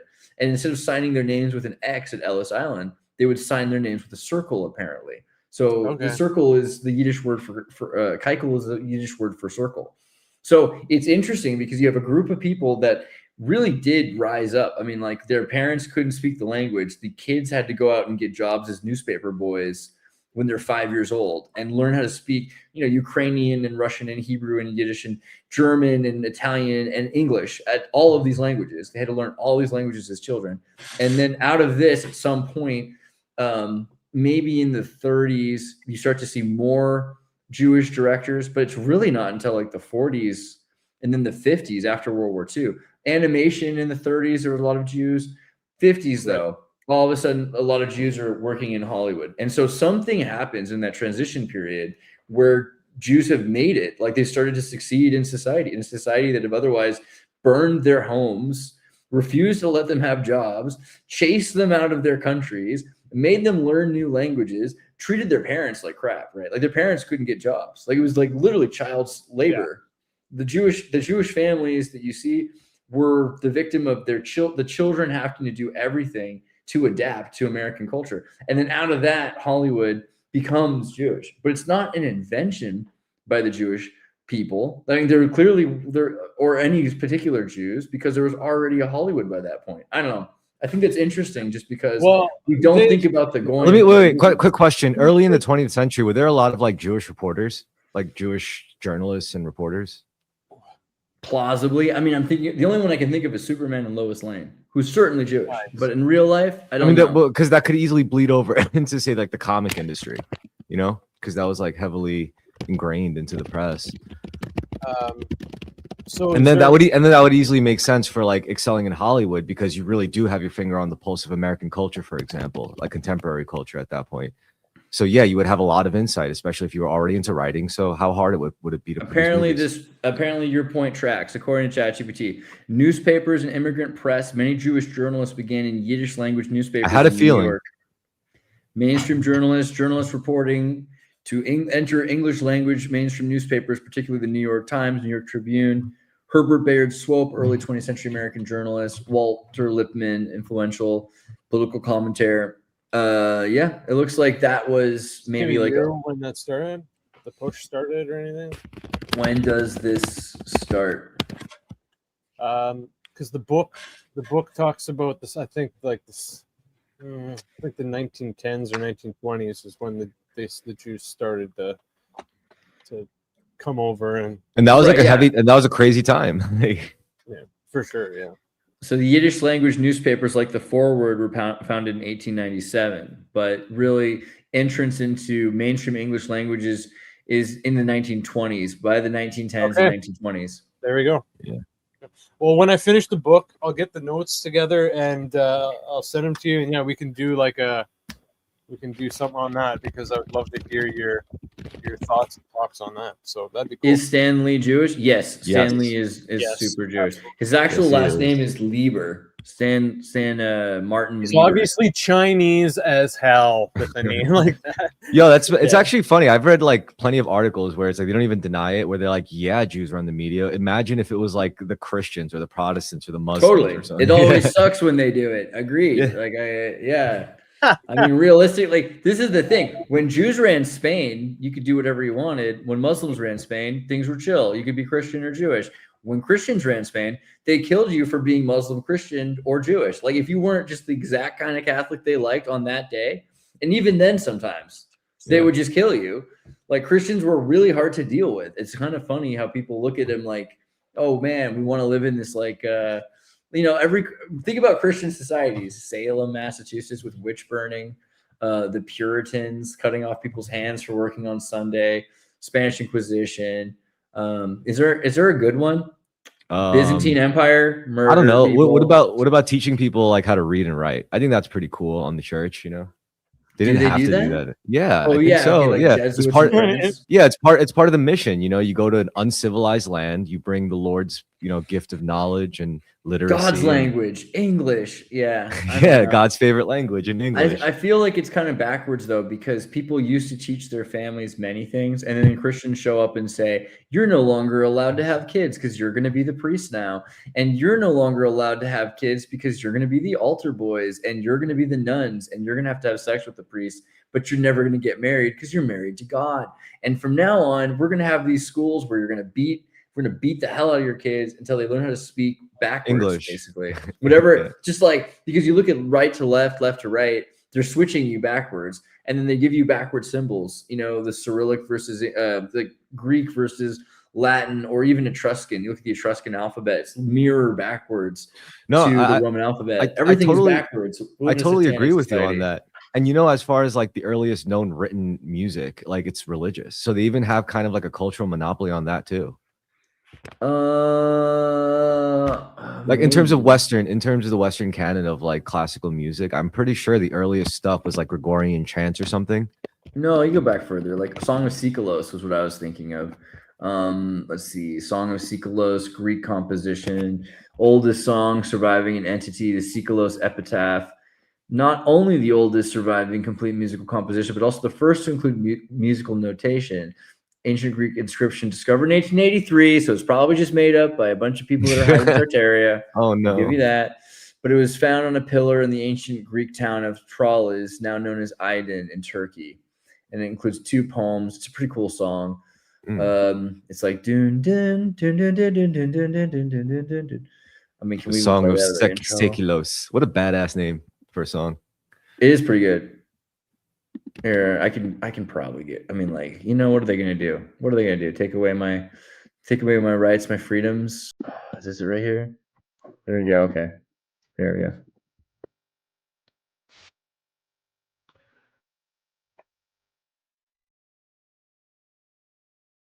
Try to sample this.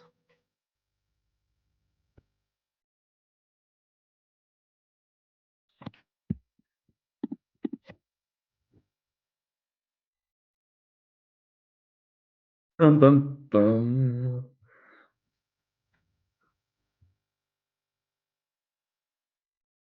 Bum bum bum bum bum bum. It's a pretty good one, actually.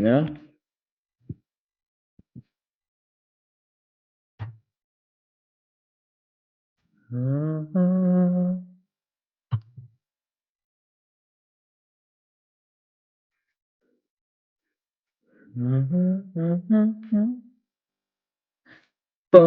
bum, bum. Bum, bum, bum. Bum, bum, bum, bum, bum, bum. Minimal? Yeah, it's pretty minimal. I mean, I made that short film at one point about Orpheus and Eurydice, where like he gets married and then his wife dies and he has to go down to Hades and he plays a song for him. And I use the song of Siculus because I figured that would be like a good song to imagine if you were going to play a song to get your wife back who died. You had to walk 3 days through hell to get there, and then you have to walk 3 days out. You're not sure if you're going to get your wife back, right? It's all to play a song for not just Hades, but for his wife Persephone, who is spring. Then that's the song you would probably play. So it's minimal, but it's a vibe, you know. But I have a good recording of it if you ever want to sample that, actually, because I got a lady I met at the California Institute of Integrated Studies who played the harp to record that for us. So we do have that, actually. Dude, look at this guy's hair. So good. Oh, it's not. It's very wet right now, but, bro. Yo, Andrew, I'm sorry to tell you this, but I think like I specifically told you before, I was like, if I ever ruled the world, just for one day, I would make everyone shave their heads. It'll be like as a unifying act of humanity. Just for one day, it has to be done. That's the only like oppressive act I'll ever do. My rule. He's definitely shaved his head before. I've seen this guy with short hair. like 70% there. Yeah. Yeah. Could you imagine how awesome it would look if we all just had bald heads, you know, just for one day, and then it'll grow back. Whatever. You really do love those monks. All right. It would just be funny. just a world of eggheads. Tokyo, Manhattan, France. A delousing campaign. Maybe. It grows back, like you said. Nothing is permanent. Dude, like lizard people in their arms.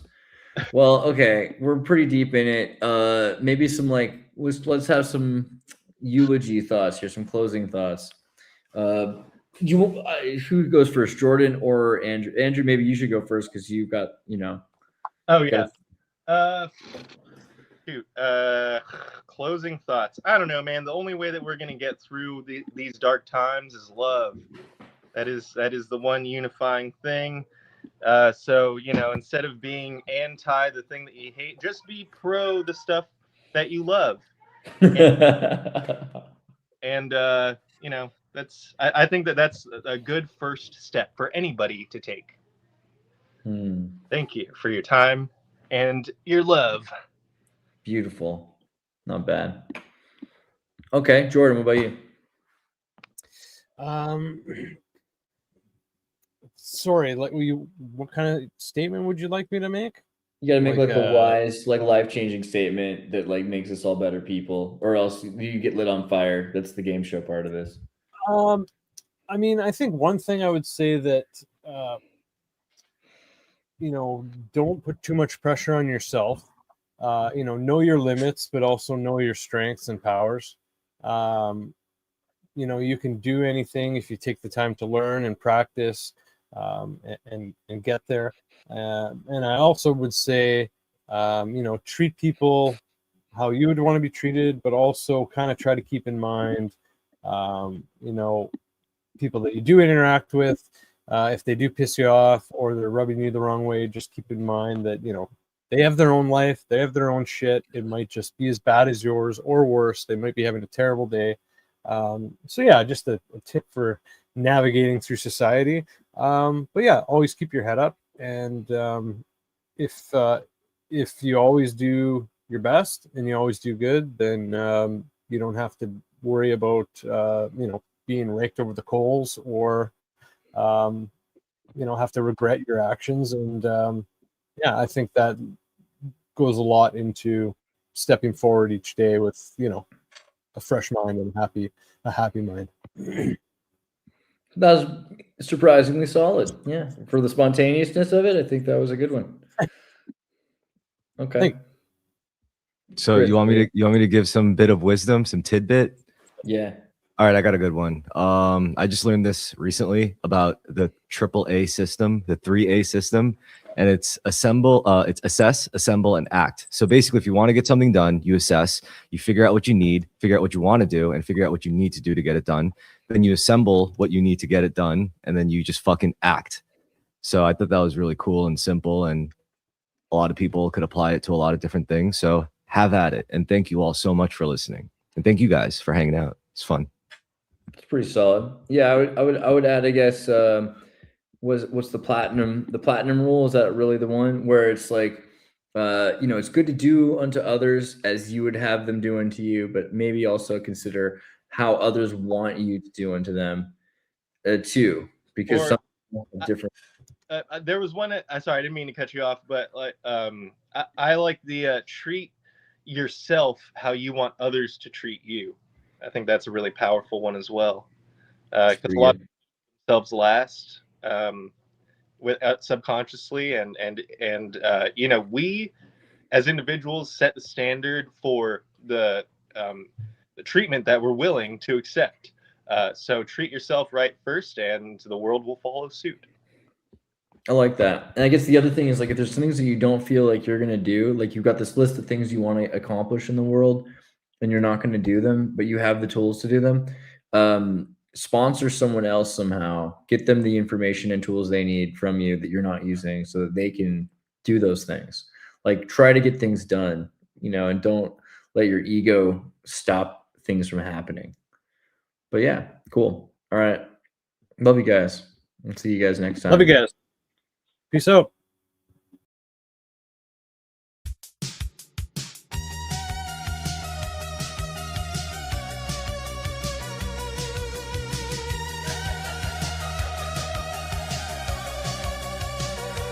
If the coil is twisting tight and the weight is crushing bone, if the river calls your name tonight and you feel yourself let go, I'll follow where the shadows play. I'll drag you back from silver shores.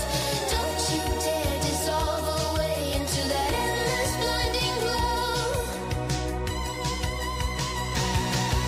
Stray away from that bright light. Come back towards the darkness.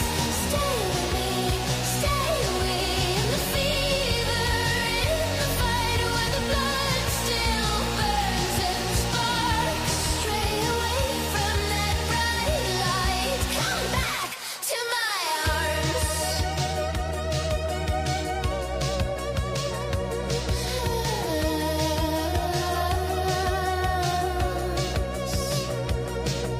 You think that peace is waiting there, a soft white hush, no pain, no care, but I know what waits beyond the glare.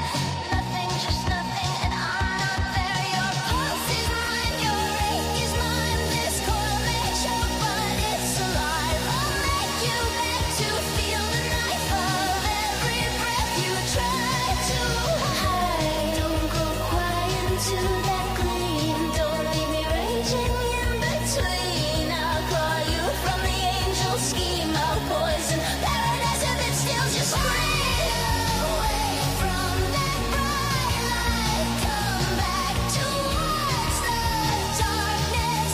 Stay with me, stay. Feel the coil, feel the bite, live the storm, live the scar.